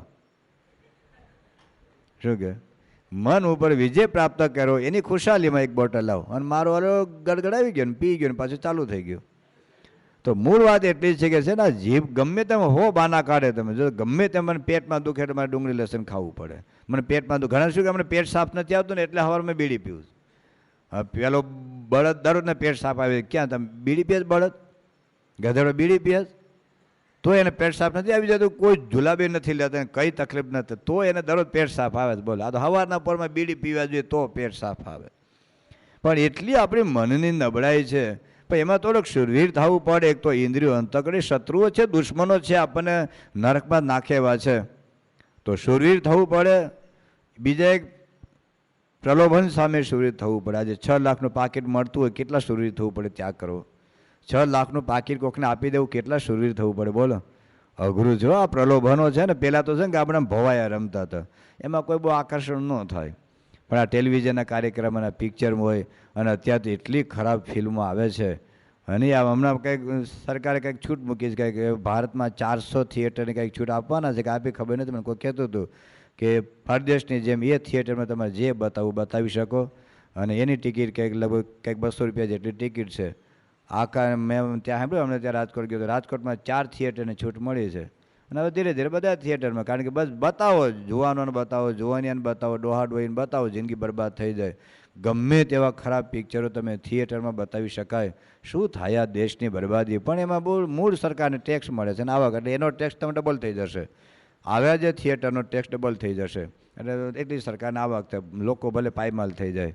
પણ મૂળ વાત એટલી છે કે જો આની અંદર આપણને પ્રલોભનો એટલા છે ને ચારે બાજુ. અત્યારે ઇન્ટરનેટમાં 2 લાખ વેબસાઇટ એવી છે, 2 લાખ વેબસાઇટ જેમાં ખરાબ જ બતાવવામાં આવે, ભયંકર ખરાબ બતાવવામાં આવે. હવે કોણ ન જોવે, ભલભલા હેઠા પડી જાય. તો પ્રલોભન અત્યારે જેમ જેમ સમાજ બદલાય છે ને, આજે તમારે 20 વર્ષ પહેલાં નવરાત્રિના ગરબાનું આટલું આકર્ષણ નહોતું. તમે જોજો, 20 વર્ષ પહેલાં નવરાત્રિના ગરબાનું આટલું આકર્ષણ નહોતું. અત્યારે કેટલું આકર્ષણ છે. હવે એક ધંધો બિઝનેસ મેં વાત કરી હતી કદાચ, ત્યાં રાજકોટમાં એક બેન ગાવા આવ્યા હતા, 9 દિવસને 21 લાખ રૂપિયા લીધા. 9 દિવસના 21 લાખ રૂપિયા નવરાત્રિના ગીત ગાવાના. અને એની સાથે જો તમે રાસ લેવા હોય તો 700 રૂપિયા, 1000 રૂપિયા ટિકિટ, એક દિવસમાં એની રાસ લેવાના. લો, હવે આટલું આકર્ષણ હોય પછી આમ ભલામાં આમ થઈ જાય ને કે ના આપણે લાભ લઈ આવીએ. આકર્ષણો જ એવા થઈ ગયા ને ચારે બાજુ. એટલે પ્રલોભનો એવા છે, આકર્ષણો એવા છે, અને એની સામે તમારે પગ ઉપર એના પર મૂકીને જે ચાલવું ને, એટલે આ શૂરવીરતાનું કામ છે. બીજું શૂરવીરતા ક્યાં રાખવી પડે? મોહબત. કે મારો સાળો બહુ આગ્રહ કરતો હતો એટલે હું ગયો. મારે બહુ ઈચ્છા નહોતી પણ મારે વેવાય બહુ આગ્રહ કર્યો. હવે તારે વેવાય મોટા કે શ્રીજી મહારાજ મોટા, નક્કી કરી લેજા. કોણ મોટું, કોણ વેવાય કે શ્રીજી મહારાજ? વેવાઈને ઘેરે ગયા હતા. ઘેરે તમે ઘણા તો ઘેરે ખાય, આમાં ડુંગળી લસણ તો ઘેરે ખાઈશ. લો, કદાચ ઘેરે નહીં ખાતા, પણ કોઈકના લગ્નમાં ગયા તો ના ન પાડે કે હવે કંઈ વાંધો નહીં, ભગવાન તો દયાળુ છે ને. નો હાલે ભાઈ, આપણે સ્વામિનારાયણના છીએ, ન ખવાય. ભાઈ ઘણા ક્યાં શું કામ ન ખવાય? ભાઈ ના ખવાય કે ભાઈ ડૉક્ટર કહે છે લાભ થાય. ભાઈ ડૉક્ટર તો બધું કે, ડૉક્ટર કરતાં શ્રીજી મહારાજ મોટા નથી? આપણો દેહ હાજો કોણ રાખશે, ડૉક્ટર કે શ્રીજી મહારાજ? અમે આખી જિંદગી નથી થતી, કાંઈ પ્રોબ્લેમ નથી થતો. તો ભગવાન સ્વામિનારાયણ આપણને જે નિયમ આપ્યા છે એ આપણે જોઈને વિચારને આપ્યા છે. અને ખબર છે કે તમે ડુંગળી લસણથી આટલો લાભ થવાનો છે, શરીરમાં આટલા તત્વો મળવાના છે, હાર્ટ થોડુંક મજબૂત થવાનું છે, એટલે થોડીક વાત હશે, પણ બીજું નુકસાન નહીં જોવાનું. બીજું જે માનસિક નુકસાન થાય છે, આંતરિક નુકસાન થાય છે, જે સાધનાની દ્રષ્ટિએ નુકસાન થાય છે, એ વિચાર ન આવે. આધ્યાત્મિક ઊંચાઈ પર જવું હોય તો, બાકી જેને 35% રિઝલ્ટ લાવવું હોય ને, એ નાચતો કૂદતો ટીવી જોતો આવી જાય. પણ જેને 98% લાવે ને, નિયમ જુદા હોય. ખાલી તમારે અહીંયા ગુમડું થયું ને એનું તમે ડ્રેસિંગ કરવું એના નિયમ જુદા, અને હાર્ટની સર્જરી કરવી એના નિયમ જુદા. એ તમે રોડ ઉપર ના થાય બેઠા બેઠા હાર્ટ સર્જરી, અને તમે પેલું ડ્રેસિંગ કર્યું તો રોડ ઉપર બેઠા બેઠા થાય. એમાં હાર્ટ ટ્રાન્સપ્લાન્ટ કરવું એના નિયમ જુદા હોય. એમાં હૃદયનું ઓપરેશન કરવાનું છે, કડક નિયમ પાડવા પડે ભાઈઓ. જેમ તમે સાયકલ લઈને જતા હોય તો ભારતનો પેડલ ન હોય તો હાલે, ખબર બ્રેક ન હોય તો હાલે, સીધો પગ ભરાવે, આમ હેઠો પગ કરીને સીધો ઊભો રહે. તો પ્લેનમાં ના હાલે એવું કે તમે ત્યાં પેલો પાયલોટ કે નીચે પગ ભરાવે, પ્લેન ઊભું રાખવા. પાયલોટ ઊંચાઈ પર જવાનો છે ને, એક બોલ્ટ ઢીલો ના હાલે. એક બોલ્ટ સાયકલનો તો ટાયર ન હોય તો હાલે, ઘણા જવા દે છે, પંક્ચર પડી ગયા પછી જવા દે. પ્લેનમાં ન હાલે, એક બોલ્ટ ઢીલો ના હાલે, પડે હેઠું તરત. તેમ અધ્યાત્મને ઊંચાઈ પર જવાનું છે. લોકોને જે કરવું એ કરે. આપણે લોકો માટે જીવીએ છીએ કે ભગવાન સ્વામિનારાયણ માટે જીવીએ છીએ? તો એ વાત છે. થોડુંક શૂરવીર થવું પડે. તો ઇન્દ્રિયો સામે શૂરવીર થવું પડે, આ બધા પ્રલોભન સામે શૂરવીર થવું પડે. આપણે સગા સંબંધી મોહબત ન ચાલે. આમાં જોઈ લો, યુધિષ્ઠિર મોહબત રાખી, દુર્યોધને આમંત્રણ આપ્યું કે જુગાર રમવા આવ. હવે એ વખતે ધૃતરાષ્ટ્ર અને જો દુર્યોધનની મોહબત યુધિષ્ઠિર ન રાખી હોત તો એ બરબાદ ના થઈ. એટલો દુર્યોધનની તાકાત નહોતી કે પાંડવોને કોઈ નુકસાન પહોંચાડી શકે. દુર્યોધનની તાકાત જ નહોતી, પણ જુગાર રમાડ્યા. પણ એ વખતે જો યુધિષ્ઠિર શૂરવીર થયા હોત અને મોહબત તોડી હોય કે મારે જુગાર નથી રમવું, તો બરબાદ ના થયા. જો બરબાદ થયા, જંગલમાં જવું પડ્યું, અને 48 લાખ માણસને હત્યા થઈને પછી લોહીના ઢગલા ઉપર રાજ કરવા બેઠા. હું એને સુખ આવે? બધા હવે 48 લાખ માણસો મરી ગયા, એના બૈરા એ બધી વિધવા બની, કેટલા છોકરાઓ એના બાપ વગરના થઈ ગયા. હવે એ બધા પાલન પોષણ, હવે આખું કરોડો કુલ આખા બધા ભીષ્મ પિતા બધાનો નાશ થઈ ગયો. હવે ગાદી ઉપર હું સુખ આવે?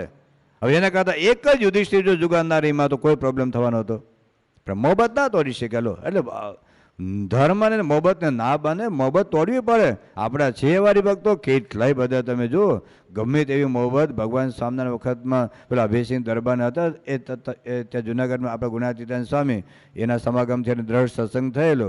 અને જામનગરના ત્યાંના સાહેબ જામબા, હવે એની કંઈ પાર્ટી હતી ને એમાં કે ભાઈ હવે બધાને દારૂ તો ફેર તો પીવું જ પડે, આને ના પીધો. અને પેલા બાપુ દરબાર જામનગરના નરેશ કે તારે પીવો જ પડશે, કે હું ના પીવું, કે પી છે કે નહીં, કે ગમે તેમ થાય. એને તલવાર કાઢી કે તલવારથી મારું માથું ઉડાડ દો, જે જીભે સ્વામિનારાયણનું નામ મૂક્યું છે ત્યાં મારે આ ન ચાલે.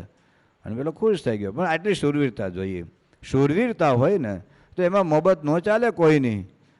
પ્રમુખ સાહેબ મહારાજે અરવિંદભાઈનું પરિવર્તન કર્યું છે ને વાત કરું છું, શું માણસના લોકોમાં શૂરવીરતા હોય છે. ને એક વખત જો આપણા જીવનમાં નક્કી થાય ને કોઈની મોહબત ચાલે જ નહીં નિયમ ધર્મમાં. પણ પ્રમુખ સ્વામીએ કેવી વ્યક્તિનું જીવન પરિવર્તન કર્યું છે ને કેટલી બરબાદી હતી. એક સંત શું કરી શકે એ પણ એ દ્રષ્ટામાંથી જોવા મળે છે. અને એની કેટલી દ્રઢતા છે, કેટલી મોહબત તોડી એ પણ શીખવા મળે છે. વડોદરાના અરવિંદભાઈ પટેલ છે, એને પોતે જ આખો પ્રસંગ કહેલો. એ જ્યારે જન્મો ને ત્યારે બીજે કે ત્રીજે દિવસે એના બાપુજીએ જીભ ઉપર દારૂનું ટીપું મૂકેલું. કહે કે ગળગુથીમાં બાપુજીએ દારૂ પાયેલો.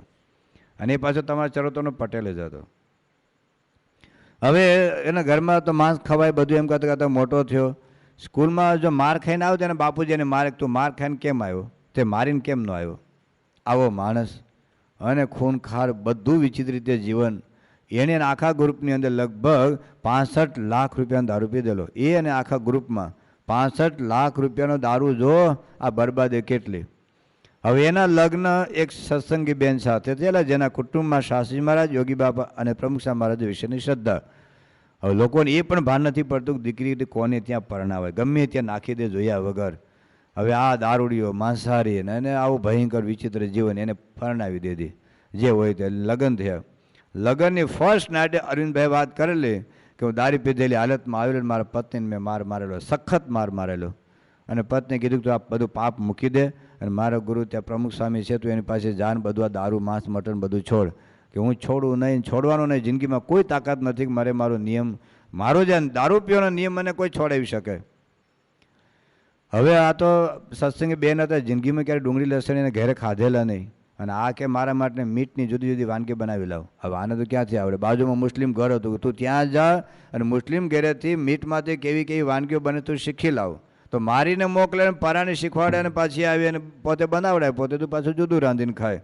વર્ષો સુધી આ ચાલ્યું. અને એટલું જ નહીં, વડોદરામાં કોઈ પણ હોટેલમાં કોઈ સારી છોકરી આવે એને બધું ખબર હોય, પણ એના બધા એ બધા સોદાગારો હોય જ બધા, અને પહોંચી જાય. દર અઠવાડિયે 15 દિવસે મુંબઈ જવાનું, દારૂ માંસ અને સ્ત્રી પાછળ 5000 રૂપિયા ખર્ચીને આવવાના. આ એને વાત કરી દઉં એનું જીવન. હું એને મેં કીધું તમારી વાત કરીશ કે દુનિયાભરમાં કરજો.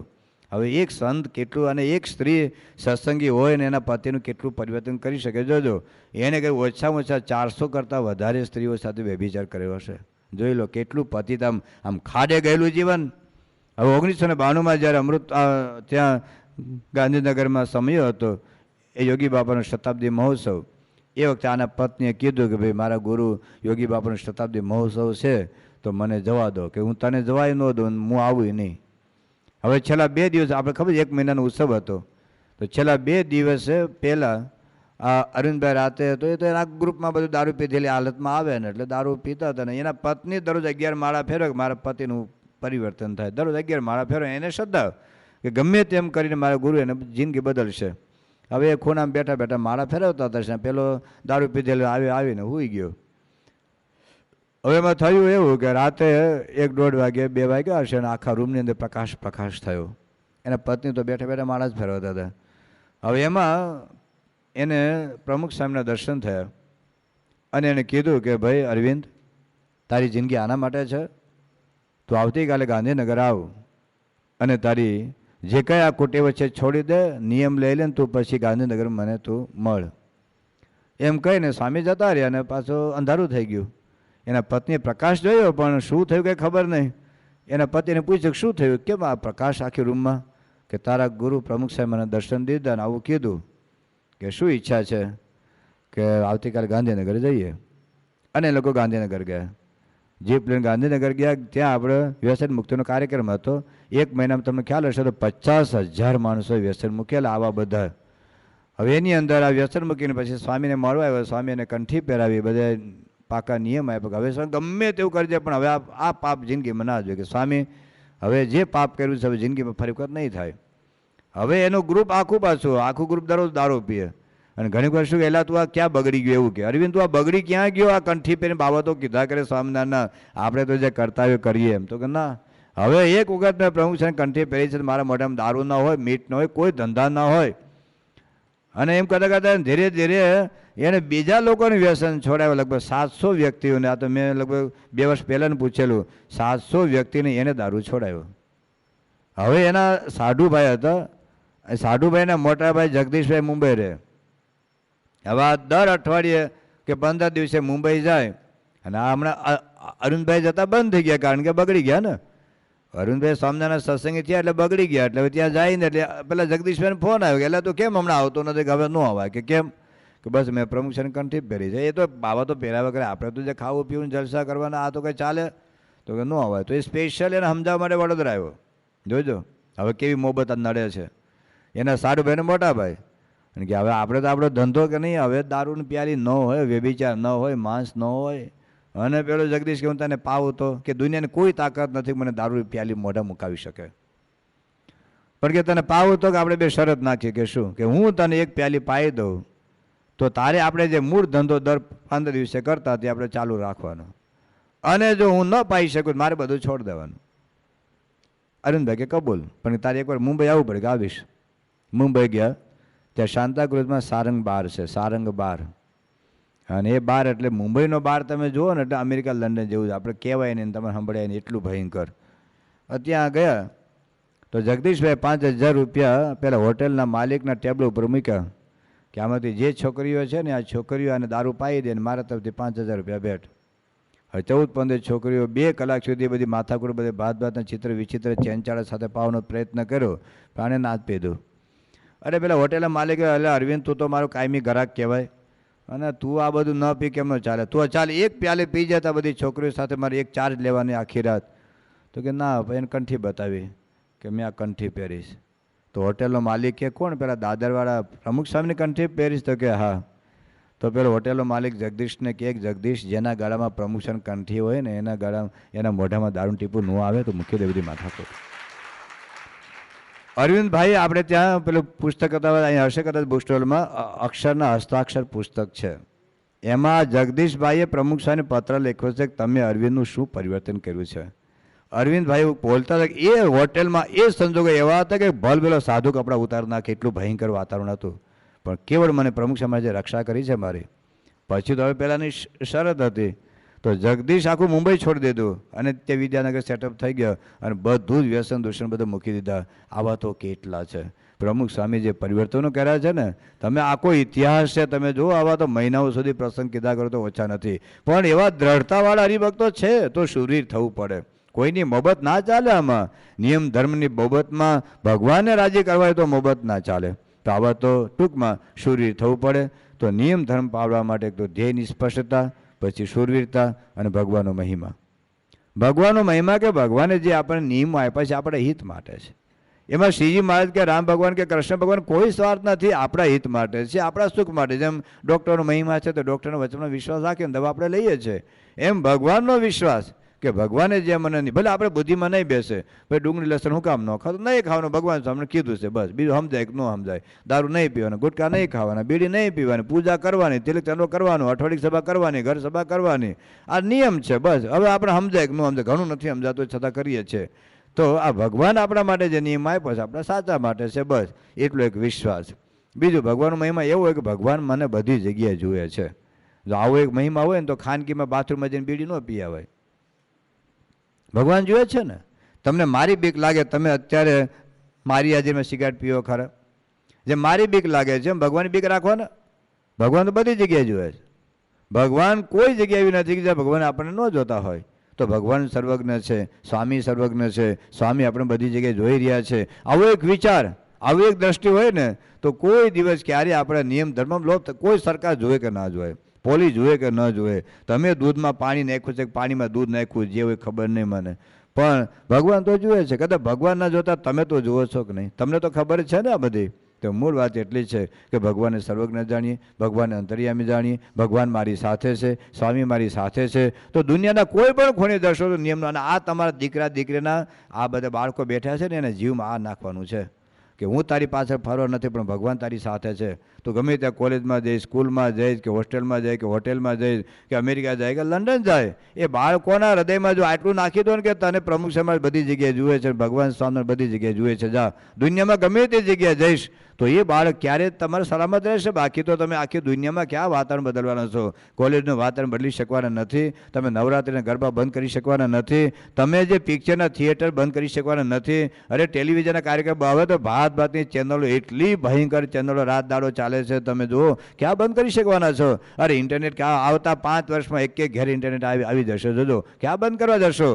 પણ તમે આખી પૃથ્વી પર કાંટા પાથરેલા હોય ને તો ચામડું ન પાથરવા જવાય, તમારા પગમાં બૂટ પહેરી લેવાય. એમ તમારા દીકરા દીકરીને એવું ઘડતર કરી દો ને કે દુનિયામાં કોઈ પણ જગ્યાએ જાય પણ એ ઘડતર માટે આટલું છે કે ભગવાન તને જુએ છે. હું નથી જોતો, તાર મમ્મી નથી જોતા, તાર મામા નથી જોતા, પણ ભગવાન તો બધી જગ્યાએ તને જુએ છે. આટલી વાત જો નાખી દીધી હોય ને તો દુનિયામાં ગમે તે જગ્યાએ જાય ને એ નિયમ ધર્મ ના લોપે. તો આટલી એક વાત છે કે એના જીવમાં આ નાખી દો.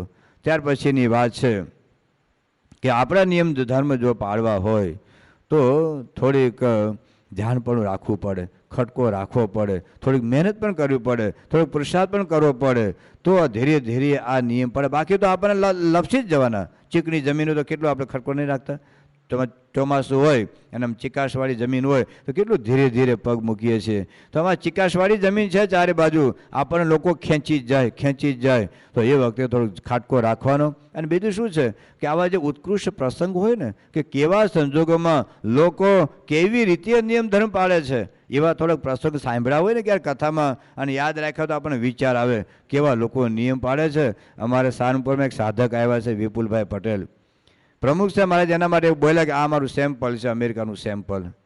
અરે છેલ્લા લગભગ 12 વર્ષ અમેરિકામાં રહે, એના ઘરમાં ટેલિવિઝનનો પડદો જોયો, સ્ક્રીન ન જોયો નથી ટેલિવિઝનનો, સમાચાર નહીં, ન્યૂઝ નહીં, ગેમ્સ નહીં, સ્પોર્ટ્સ નહીં, કશું જ નહીં. હવે ઓક્સફર્ડની અંદર ત્યાં હાર્વર્ડની અંદર પોતે ભણતા હતા, એને 1600માંથી 1540 માર્ક આવેલા. કેટલા? 1600માંથી 1540. તમારા દીકરા દીકરીને કહેજો 12મા ધોરણમાં 10મા ધોરણમાં ભણો ત્યારે તો તમારા તેંડુલકરને મૂકો ભાઈ સાહેબ, ત્યારે તો તમે થિયેટર મૂકો, ત્યારે તો ટેલિવિઝન મૂકો. આ 1600માંથી 1540 માર્ક્સ આવ્યા, એને હાર્વર્ડ ત્યાં એ યુનિવર્સિટીમાં એને એડમિશન મળ્યું. હવે આને શું કે હું તો પ્રમુખ સ્વામીનો સામનાનો છું, તો મને તમારી જે હોસ્ટેલ ત્યાંની જે લોજમાં ખાવા પીવાનું મને ન ફાવે, મારા માટે જુદું, અને રૂમની એક જુદી વ્યવસ્થા, મારે તો પૂજા કરવી જોઈએ, આરતી કરવી જોઈએ. તો એ જે યુનિવર્સિટીનો છેલ્લા 300 વર્ષનો નિયમ હતો, કોઈ વિદ્યાર્થીને એક વિશેષ સગવડ ન આપે. તો આણે કીધું કે જો તમે મારા માટે વિશેષ સગવડતા ન આપતા તો મારે તમારી યુનિવર્સિટીમાં ભણવું નથી. વિચારજો, આટલો વર્ષ છોકરાને પહેલાં એ યુનિવર્સિટીવાળે ના છોડે. તો 300 વર્ષ પછી પહેલી જ વાર એ લોકોએ નિયમ તોડ્યો. પોતાની યુનિવર્સિટીમાં આ વિપુલને ભણાવવા માટે 300 વર્ષ પછી આ એક વિદ્યાર્થી માટે નિયમ તોડ્યો અને આના માટે સ્પેશિયલ સુવિધા આપી. જો આ પ્રમુખ સ્વામીનો આ યુવક છે, આટલી દ્રઢતા હોય તો કેમ નિયમ ન પડે? આપણે અમદાવાદમાં તમે જ્ઞાન યજ્ઞ સ્વામી છે, અમદાવાદમાં જ્ઞાન યજ્ઞ સ્વામી છે, એનો ભત્રીજો છે યોગેન શાહ અને રાજેન્દ્ર શાહ. એ ત્યાં ટીવી ચેનલ નંબર 4 આખા યુરોપ દેશમાં પ્રખ્યાત ટીવી ચેનલ છે. હવે એનો આને નોકરી માટે આને ઇન્ટરવ્યૂ લેવા માટે ગયા અને આ લોકો ઇન્ટરવ્યૂ આપવા માટે ગયા. એને પૂછ્યું તો એ ટીવી ચેનલ નંબર 4ની અંદર તું નોકરી કરવા માટે જ્યારે ઇન્ટરવ્યૂ આપવા આવ્યો છે તો હું એક પ્રશ્ન પૂછું છું, તો ટીવી નંબર આ જે ચેનલ નંબર 4 જોવે છે કે હું ટીવી જોતો નથી? કે તું ટીવી ચેનલમાં તું નોકરી કરવા આવ્યો છે, તું ટીવી જોતો ના? કે મારા ઘરમાં ટીવી જ નથી. કે તારા ઘરમાં ઇંગ્લેન્ડમાં ટીવી નથી? કે અમે ટીવી રાખતા કે કેમ કે અમારા ગુરુ પ્રમુખ સ્વામી ના પાડીશ, અને એને નોકરી આપી દીધી. તો ટીવી ચેનલ નંબર 4 જોતો ન હોય ને છતાં નોકરી આપી દીધી. આપણે ઘણી વખત શું થાય કે બધું મને કોઈ નોકરી નહીં મળે, બધું મને કાંઈ આમ પૈસા નહીં મળે. હવે વિચાર કરો, ટીવી ચેનલ નંબર 4માં 2 છોકરાઓ કામ કરે છે ને ટીવી જોતા નથી. આવી દ્રઢતા હોય તો આપણે ત્યાં અમેરિકાની અંદર કેટલા બધા હરિભક્તો છે. એક ત્યાં જીતુભાઈ મહેતા છે, એની નીચે અમેરિકાના 250 એન્જિનિયરો કામ કરે છે. આજે રોકેટ ઉપર મોકલે છે, એનું રિપેરિંગ અહીં બેઠા બેઠા કરે છે. એ ભાઈ એને અમેરિકા સરકાર તરફથી 5 એવોર્ડ એને પ્રાપ્ત થયા છે, પણ તિલક ચાંદલો કરીને જાય છે. કોઈની શરમ નહીં. હું એક તમને બાળકની વાત કરું. આજે કેવા બાળકોનું સ્વામી સર્જન કર્યું છે દેશ અને પ્રદેશમાં. આવડો નાનો બાળક, અને હું ના માનું એ પેલો દર્શન, એ કેટલામાં ભણે છે? પહેલામાં. તો પેલો થોડોક મોટો હતો, એ 3જા ધોરણમાં ભણતો હતો. 3rd સ્ટાન્ડર્ડમાં ભણતો અમેરિકાનું એક બાળક. એ સ્કૂલની એક ટૂર હતી, અને ટૂર લગભગ 2-3 દિવસ ક્યાંક બહાર જવાના હતા. હવે સવારમાં કંઈક 5 વાગે નીકળી ગયેલા. હવે એમાં આગલા દિવસે સાંજે ત્યાં પહોંચ્યા ને ત્યાંથી એ લોકો પછી ત્યાં 3 દિવસ રોકાવાના હતા. બીજે દિવસે સવારે બધા બાળકો જમતા હતા, પણ આ છોકરો જમ્યો નહીં. અને તમે નાના નાના બાળકો ઘડીક તમે ફ્રૂટ આપે, જ્યુસ આપે, પેલા બિસ્કીટ આપે, થોડું વળી પાછું ત્યાં એ બધું રમાડે, બધું બતાવે, વળી પાછું કંઈક ખવડાવે. પણ આ બાળકે સવારે જમ્યો નહીં, બપોરે જમ્યો નહીં, સાંજે 4 વાગે કંઈ ખાધું નહીં. એટલે પેલી જે શિક્ષિકા હતી ને બોલાવ્યાને કે એટલે તું આ સવારથી કંઈ ખાતો નથી, કંઈ પીતો નથી, શું છે, તકલીફ છે કાંઈ? કે ના બસ કે મને નથી ભાવતું એમ. તો પણ તું કંઈ જ્યુસ તો લે. કે ના, કે ન પીવાય. કે કેમ? કે આજે મારી પૂજા હું મારા ઘેર ભૂલી ગયો છું. સવારમાં વહેલા નીકળ્યો 5 વાગે, પણ મારી પૂજા ઘેર રહી ગઈ છે.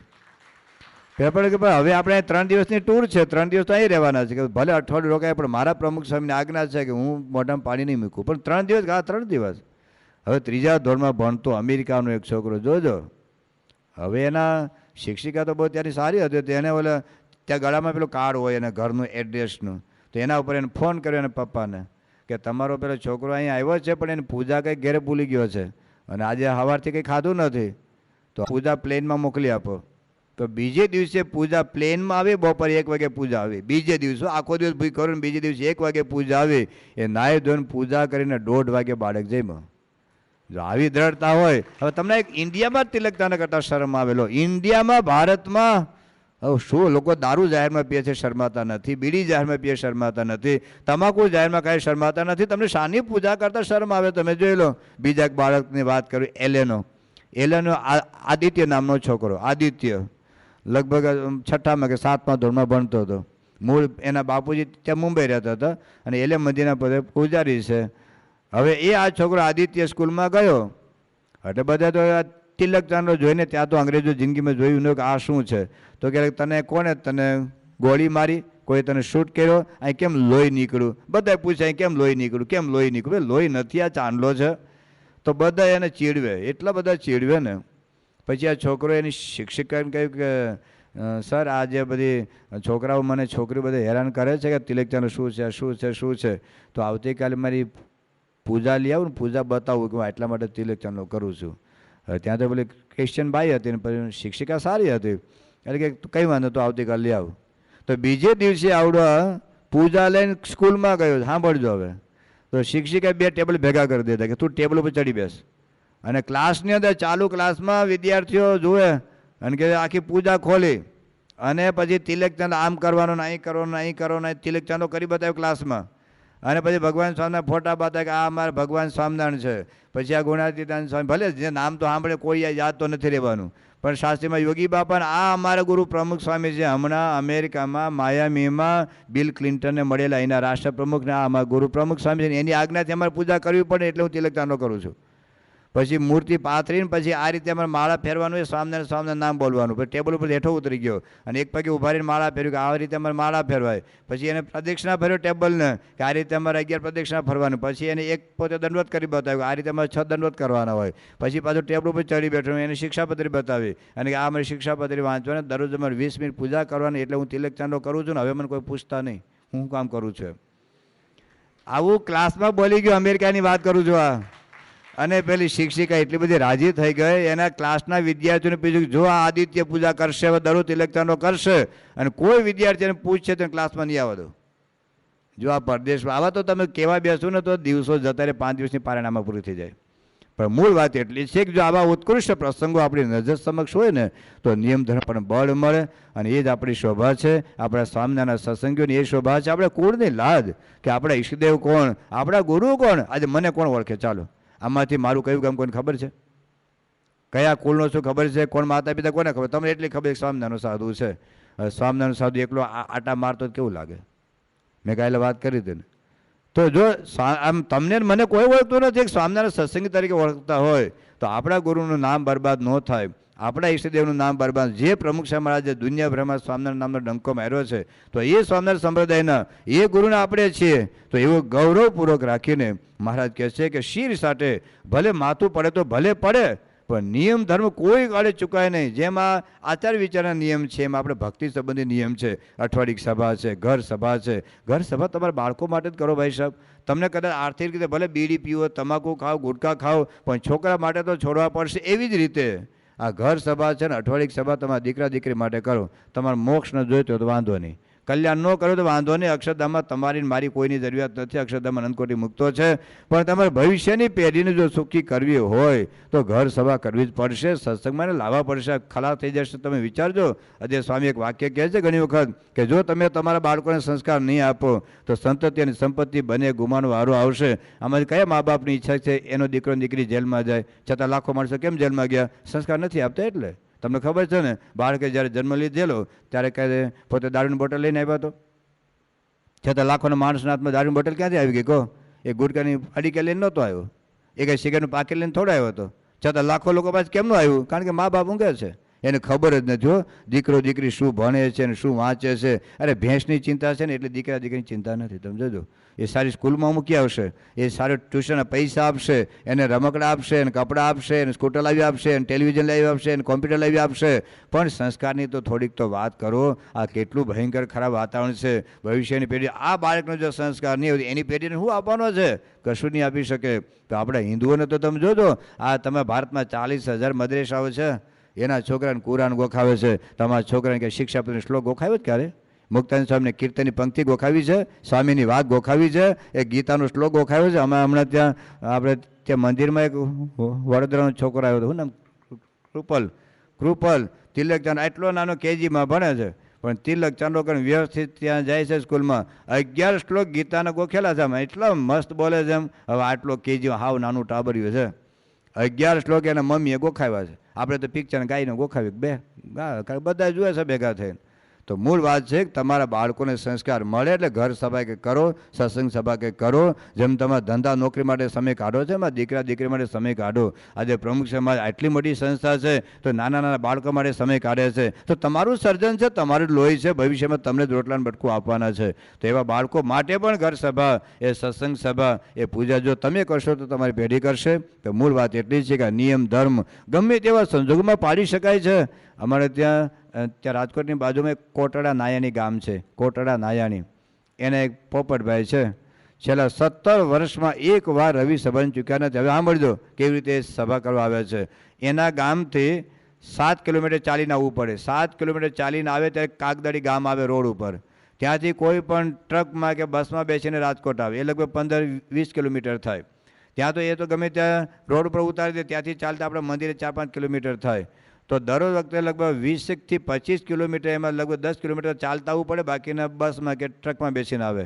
અને રવિ સભા પૂરી થાય અને વળી પાસે 2-3 કિલોમીટર ચાલીને રોડ ઉપર જાય. ત્યાંથી કોઈ ટ્રક કે વાહનમાં બેસીને ત્યાં કાગદડી ગામે આવે. ત્યાંથી ચાલતા પોતાના ઘેર જાય. છેલ્લા 17 વર્ષમાં એક રવિ સભા ચૂક્યા નથી. 17 વર્ષમાં એક રવિ સભા ચૂક્યા નથી. વિચાર તો કરો. ગમે તેવા ચોમાસામાં, ગમે તેવી ઠંડીમાં, અરે ગમે તેવા ઉનાળામાં એને ઘેર દીકરાના લગ્ન હતા, પોતાના દીકરાના લગ્ન હતા. સોમવારે જાન જવાની હતી તો આગલા દિવસે મહેમાન તો હોય ને, એ મહેમાન ઘરે રાખીને પોતે રવિ સભા કરવા માટે રાજકોટ આવ્યા. તમે જુઓ, એના મોટા ભાઈના દીકરા 21 વર્ષના દીકરાનું અવસાન થયું. થોડી એક વખતે ત્યાં હાજર, હવે તમે અગ્નિ સંસ્કાર કરી આવો, બાકી હું તો રવિ સભામાં જવાનો. અને પોતે રવિ સભામાં આવેલા. 17 વર્ષમાં એક રવિ સભા ચૂક્યા નથી. એટલું જ નહીં, 1 મિનિટ મોડા પડ્યા નથી. 1 મિનિટ મોડા પડ્યા નથી. તમે જુઓ, આવી દ્રઢતા હોય ને, આવા પ્રસંગો સાંભળેલા હોય ને, તો તમારું નડિયાદ કેટલું દૂર થાય. આપણું મંદિર દૂર કેટલું, તો લગભગ 1.5 કલાક મોડા હોય ઘણી વખત. પોણા 2 કલાક મોડા હોઈએ, છેલ્લે આપણે પહોંચતા હોઈએ. પણ જો આ બધા ભક્તિ સંબંધી નિયમો છે, આચાર સંબંધી નિયમો છે, તો જે આપણા ઈષ્ટદેવે આપણે જે નિયમ ધરાવ્યા છે, મહારાજ કે શિર સાટે પાડે તો અમારા પાકા સત્સંગનું એક લક્ષણ થયું. હવે મહારાજ આગળ બીજી વાત કરે છે. અને બીજો ભગવાનના સ્વરૂપનો જે નિશ્ચય તે અતિશય દૃઢપણે હોય, પણ તેમાં કોઈ સંશય નાખે તો સંશય પડે નહીં, ને પોતાનું મન સંશય નાખે તોય પણ સંશય પડે નહીં, એવો ભગવાનનો અડગ નિશ્ચય હોય. બીજી વાત છે ભગવાનનો નિશ્ચય. કારણ કે મોક્ષની વાત છે ને, ભગવાન સ્વામિનારાયણ વચરામૃતમાં બહુ સરસ સમજાવી છે કે મોક્ષ મુખ્ય તો ભગવાનથી થાય છે. તો જેમ બટેટાનું શાક હોય, આપણે ઘણી વખત ત્યાં સભામાં વાત કરી છે, પણ કેટલાક નવા હશે તો બટેટાના શાકમાં મીઠું જરૂરી છે, આવશ્યક છે. ઓલા ધાણા નાખીએ છીએ, ધાણા એ બરાબર છે, આપણને ગમે, શાક ખાવું ગમે, થોડોક સ્વાદ આવે, એના તત્વોને લીધે શરીરના થોડોક લાભ પણ થાય. પણ ધાણા ન હોય તો કે બહુ વાંધો ન આવે, ધાણા ઉપયોગી કરે, પણ મીઠું આવશ્યક કહેવાય. જો મીઠું ન ખાઈએ ને તો આમાં મીઠું ન હોય તો કે બટેટાનું શાક ભાવે નહીં. પણ બટેટાના શાકમાં બટેટા અનિવાર્ય કહેવાય. બટેટા ન હોય તો બટેટાનું શાક બને કેમનું? તો બટેટાના શાકમાં જેમ બટેટા અનિવાર્ય કહેવાય, બટેટા વગર બટેટાનું શાક બને જ નહીં. ભલે ખાલી તેલથી થોડું કે બટેટાનું શાક કહેવાય, ખાલી મીઠું નાખો તો બટેટાનું શાક થોડું કહેવાય, ખાલી તમે જીરું નાખો, ખાલી તમે રાઈ નાખો કે બટેટાનું શાક થોડું કહેવાય. એ બધું જરૂરી ખરું, જીરું, મીઠું, રાઈ અથવા તો ખટાશ કે ગળપણ બધું, પણ મુખ્ય તો બટેટા છે. બટેટા વગર બટેટાનું શાક ન બને. એમ અધ્યાત્મ સાધનામાં ત્યાગ બરાબર છે, ત્યાગ રાખો, વૈરાગ્ય રાખો, તપ કરો, સંયમ કરો, નિયમ પાળો, તીર્થયાત્રા કરો, ચારધામની યાત્રાએ જાઓ, પણ મુખ્ય ભગવાન સ્વામિનારાયણ વચરામૃતમાં સમજાવ્યું છે કે ભગવાનનો નિશ્ચય. જો ભગવાનનો નિશ્ચય ન હોય અને ગમે એટલું તપ કરો, અત્યારે કેટલા બધા હિમાલયમાં હાડ ગાળ એટલો, કેટલા બધા ગિરનારની ગુફામાં જિંદગી વિતાવે છે, પણ આ સ્વભાવ કાંઈ પોતાના તપથી ટળેવા નથી. શ્રીજીમાં લખ્યું વચરામૃતમાં ગમે એટલું તપ કરો, પણ સ્વભાવ ટાળવા માટે, મોક્ષ માટે તો આ ભગવાનના સ્વરૂપનો નિશ્ચય. જો ભગવાનની ઓળખાણ ન થાય તો આ માયા તરી શકાય એવું નથી. આ માયા તો કેટલી છે. મુક્તાનંદ સ્વામી કહ્યું કે કામ ને ક્રોધ મદ લોભ દળ મુખી, કામ ને ક્રોધ મદ લોભ દળ મુખી, લડવા તણ નવ લાગે, જોગિયા જંગમાં ત્યાગી તપસી ગણા, જોગિયા જંગમાં ત્યાગી તપસી ગણા, મોરચે ગયે ધર્મ દ્વારમાં ગયે. તો આ કામ અને ક્રોધ મદ લોભ દળ મામુખી, લડવા તણું નવ લાગે, એ કોઈ રીતે લડાવ્યા નથી, કોઈ રીતે જીતાવ્યા નથી. પણ જો ભગવાન મળે ને, મહારાજે લખ્યું છે મધ્યનું 13મું વચન, હમણાં આપણે ગઈ વાત કથામાં કે મારે કીધું આ સ્વરૂપ ઓળખાઈ જશે. આ ભગવાન સ્વામિનારાયણ કહે છે કે જો તમને આ સ્વરૂપ ઓળખાઈ જશે તો સ્વભાવ ટાળવાનો જરાય પ્રયત્ન નહીં કરવો પડે. નહીં તો ગમે એટલા કરો, ઋષિમુનિઓ રાપડા થઈ ગયા કેટલા હજારો વર્ષ સુધી, તોય પણ પત્તો ફેર્યો નથી. તમે જુઓ આ વિશ્વામિત્ર અને એકાલ શૃંગીના બધા દ્રષ્ટાંતો આપણે કેટલી વખત સાંભળેલા છે, પણ મૂળ વાત આ સ્વભાવ છે ને. અરે આપણે પોતાનો વિચાર કરો ને, કેટલા સ્વભાવ આપણને હેરાન કરે છે. પણ એ ટાળવા માટે મારે કે ભગવાનનો સ્વરૂપનો નિશ્ચય. મધ્યના 14મા વચરામૃતમાં શ્રીજી મહારાજ કહે છે કે ગમે તેવો ત્યાગી હોય, લો શુદ્ધો ત્યાગી હોય, મિષ્ટાન તો ન ખાતો હોય, અરે બાજરાનો રોટલો ને ખાતો હોય ને, એમાં પાછું ચોપડી તો ખાય ને, ઘી કોરી ખાતું હોય બધું, અને મમરાઈ ન ખાતો હોય, અરે ખાલી કંદમૂળ ખાતા હતા ઋષિ મુનિઓ, પાંદડા ખાતા હતા, શુદ્ધ શાકાહારી હતા, પણ છતાંય સ્વભાવ નથી ટેળ્યા. તમે જોઈ લો, નથી ટેળ્યા બધાય. તો મારે કે શુદ્ધો ત્યાગી હોય, મહાત્યાગી હોય, ગિરનારની ગુફામાં રહેતો હોય, હિમાલયની ટોચ ઉપર રહેતો હોય, પણ જો ભગવાનનો નિશ્ચય ન હોય અને પોતાના સ્વભાવ ટાળવા માટે ગમે એટલો પુરુષાર્થ કરતો હોય, તો ભગવાન સ્વામિનારાયણ સમજાવે છે મધ્યના 14મા વચરામૃતમાં કે એના ટાળે સ્વભાવ નહીં ટળે, એના ટાળે સ્વભાવ નહીં ટળે ને નરકમાં જશે. લો, તો આ બધી વાતો ભગવાન સ્વામિનારાયણ આપણે વચરામૃતમાં સમજાવી છે. પ્રથમનું જે 63મું વચરામૃત છે, 55નું 6ઠું, 55નું 7મું, આ મધ્યનું 13મું, એ બધા વચરામૃતમાં ભગવાન સ્વામિનારાયણ મુખ્ય વાત આ કરી ભગવાનનું સ્વરૂપ સમજો. અને એ વગર ગમે એટલો ત્યાં હજુ કેટલા તીર્થયાત્રા કરવા. હમણાં તમે 96 મહિનામાં જોજો લોકો કેટલી ચારધામની યાત્રા કરવા પહેલાં ગયા ને, હમણાં અમરનાથ યાત્રામાં કેટલા જાય છે, હજી જઈ રહ્યા છે. કુલ લગભગ 1,60,000 કંઈક જવાના છે. પણ એ બધાને પૂછ્યા છે કે કેટલા એમાં ગુટકા ખાતા છે. જોજો, આટલો મોતનો હથિયારમાં લઈને જાય છે. દર વખતે અમરનાથ યાત્રામાં કેટલા આપણા હિન્દુઓ એમાં કપાઈ જાય છે અને કેટલા મરે છે, તો એ પણ જોજો એક ભગવાન પ્રત્યેની શ્રદ્ધા છે તો આ મોતની પરવા કર્યા વગર એટલી ભયંકર ઠંડીમાં અરે બરફ ઉપર જઈને લોકો અમરનાથ યાત્રામાં જાય છે, પણ ગુટકા ભેગા લઈને જાય. જોજો બીડી ભેગી લઈ જાય. એ તમાકુ છોડવા, વ્યસન મૂકવા, સ્વભાવ મૂકવા અઘરા છે. તમે 70 વખત ગંગા નદીમાં નાહ્યા હોય ને તો ઘેર આવીને ભાઈ ભાઈ ઝઘડતા હોય, બાપ દીકરાને ઝઘડા હોય, સાસુઓને ઝઘડા હોય. તમે જોજો આ સ્વભાવ છે ને, એ તમે ખાલી જાત્રા કરવાથી સ્વભાવ ના ટળે. એ સ્વભાવ ટાળવા માટે ભગવાન સમજવાની વાત છે. તો શ્રીજી મહારાજ કહે છે કે એકડો ભગવાન છે.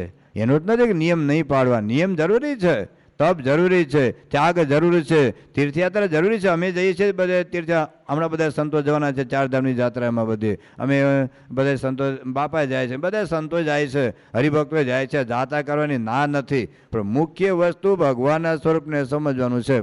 બાકી 70 વખત તમે જાત્રા કરવા જાઓ, અરે ગોંડલ જાઓ અથવા તો સારંગપુર આવો કે ગરડા જાઓ કે વરતાલ જાઓ કે અમદાવાદ જાઓ કે ગમે તે જગ્યાએ જાઓ, ચક્કર મારીને જાતા રહો તો ત્યાં રહેતા હોય તો ક્યાં સુધરે. જો ને તમારે ગંગા નદીમાં આજુબાજુમાં નહીં લોકો રહેતા હોય, તમે તો અહીંથી ગંગા નદીમાં નાવા જાઓ છો, પણ ગંગા નદીની આજુબાજુ કાંઠે નહીં રહેતા હોય પણ તોય બીડી પીતા હશે. જોજો હવે રાત દાડો દરરોજ ગંગા નદીમાં નાવા જતો હોય